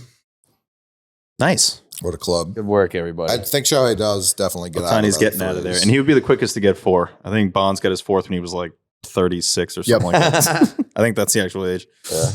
Still had 9 years of his career left. Yeah. Just hitting the he peak of had his more career. career left. The league just wouldn't let him. Yep. Yeah, that's true. What was That is his? true. What was his OPSs last year? I want to say Just I want to say his 1,007? on base percentage was literally 380 in his last season. Like, In his Done. last Oh, season. sorry, I meant 480. Yeah. Yeah. 380. Yeah. In his last season? Oh yeah, Yes. at 42 years old, in 477 plate appearances, he slashed 276, 480, 565 for a 1.045 OPS. They're like, this guy's cooked. Yeah. Yeah. 1045. Like, nah. We just don't have a place on our roster for this. He just doesn't fit here. Barry Bonds' OPS in his final season as a 42-year-old was higher than any on base percentage was higher than any on base percentage Joey Votto ever put up in his career. Wow. Get this guy out of the league. This guy sucks. I wonder if they were just like, because I don't remember him putting up a fuss either. I wonder if they were just like, Well, enough. he was under like perjury charges at the time. Yeah. Sure. That's hard to So know. what was he going to do? Be like, I'm going to sue the league? They were like, dude, you're getting sued. No, but he even wasn't just like, I'll DH for, so like, it just kind of like was quiet. I think he was probably not a guy who was inclined to take like a vet minimum deal. No, either definitely. too, right? Yeah, Like yeah. not only had he made an enormous amount of money, but like rightfully so, his pride was probably beyond Yeah, that. He's like, I definitely. literally just put up I led the fucking baseball in getting on base. What are we doing? Over 1,000 OPS at 42. That's Yeah. crazy. Crazy. Yeah. He was all right. And those are the predictions. Those are higher lowers and predictions. That was fun. That was fun. My bold prediction is that Shohei is the first member of the 40-40 club to enter the Hall of Fame. It's a good call. Seems safe. What's a thing he can do this year? I know last year was the whole 60-60. 60-60. Yeah. No, like it's just- with wins too. Huh? It's with pitching. Yeah, 40 Oh, wins, 40 homers. Yeah. 40 wins, 40 saves. 40 wins, 40 saves, 40 He homers, 40 could steals. do that, I feel. Yeah. If he really wanted to, with this team, I think he could win 40 games. It would be funny as hell or kind of badass if at some point in his career he became a closer. Oh, Yeah. God. I would love that. Just like the game kind of begins and ends with Shohei Ohtani. Him on the road, him he gets hitting the- a go-ahead that's home what I'm run in saying. like Yep. the Yeah. 8th, and then jogging out. Like he touches Dude. home and immediately jogs out to the bullpen. And they've got like one of those sick songs that gets everybody fucking chills. Oh, God. Incredible. I would love that. It's like Ohtani's coming out of the fucking He hits the pen. Yeah, go-ahead homer in the guy's top of the ruining my ninth life. and then just hits home, goes to the bullpen, like warms up. yeah, that Comes would be in. hard. It's like, God damn it. This guy, I hate this guy. Just fucks your wife afterwards. And you're like, just Very props. politely. Yeah. Hope you had fun, honey. He's better than me. All right. Cool. Anything else? I mean, Did T even text back? No. yeah. Nope. He's definitely asleep. Damn it. That's okay. He needs it. He needs to needs rest the up. sleepy Long dues. season ahead for T. It's the year of T. I'm glad he's getting his rest. I was going to say stop and shop, and I got the weather. Oh, yeah. We do have a series to preview. Mm. I have to piss so bad. Dude, go pee while Steve does the weather. I can just fly through weather, and then we close. All right. Weather look ahead. This is nice. We're back. Brought to you by Billy's Gummy Bears. They chew them with your mouth. Game 1, Thursday in Arlington, Texas. We were there for the All-Star game. Had a blast. Nothing went wrong. 76 degrees. The game is indoors. Partly sunny with a thunderstorm in spots in the afternoon. That game starts at, I wrote these down, 3:05 p.m. I hate being in this time zone. That's 4:05 p.m. Eastern time. Game 2, Friday, 69 degrees. That's Game is indoors. not. Yeah. No, I know it's not, but I Yeah. was just like seeing if you do something. Periods of rain in the morning, otherwise cloudy and not as warm as the day goes along. That game starts at 8:05 p.m. Eastern time. Game 3, Saturday, 85 degrees. It's going to be a hot one in Texas. Again, that game's indoors, mostly cloudy, warmer, and humid as the day goes along. That one, 7:05 p.m. Eastern time. First pitch. Sunday's the series finale. It's a 4-game series, 2:35 p.m. Eastern time start. 87 degrees. I know. I kind of wanted one for the first series. Yeah. Partly sunny and very warm. So definitely dress. Just don't wear any clothes. And that will do it for the weather look ahead, which is brought to you by Billy's Gummy Bears. Chew them with your mouth. The Stop and Shop look ahead. Stop and Shop. Look ahead. Brought to you Bro. by Look at me. Stop and Shop. You know what, Jake? I'm gonna hold off on the song until T's here. That's fair. Oh, it feels right. I like that. All right. We got the 4-game set. Garrett Crochet versus Nathan Eovaldi. Tanner Houck versus Jack Leiter. Walker Buehler versus Tyler. Is it Maley? Molly. Tyler Molly. And then Dick Fitz versus Jacob deGrom. I feel like these are all great numbers here. Shout out to Connor. He does the stats for Stop and Shop Look Ahead. He's been doing it for a long time. He's fantastic. I don't know that I need... They're not relevant to this season. Yeah. It's a clean slate. And that's on me for having him do this. He didn't know you're going to have to pee. That is part of it. I do fear that is part of it. I do fear a tinkle is a brew. Yeah. Yeah. So I apologize to Connor because he does a great job on these notes, but I really have to pee. Everyone's 0-0. You throw the record books out. Yeah, so They're going to be that- in Texas. again, It's going to be hot. That's Garrett Crochet versus Nathan Eovaldi, Tanner Houck versus Jack Leiter, Walker Buehler versus Tyler Molly, and Dick Fitz versus Jacob deGrom. Prediction time. Jake, what do you got? Textbook sweep. Yeah. Sweep for Jake.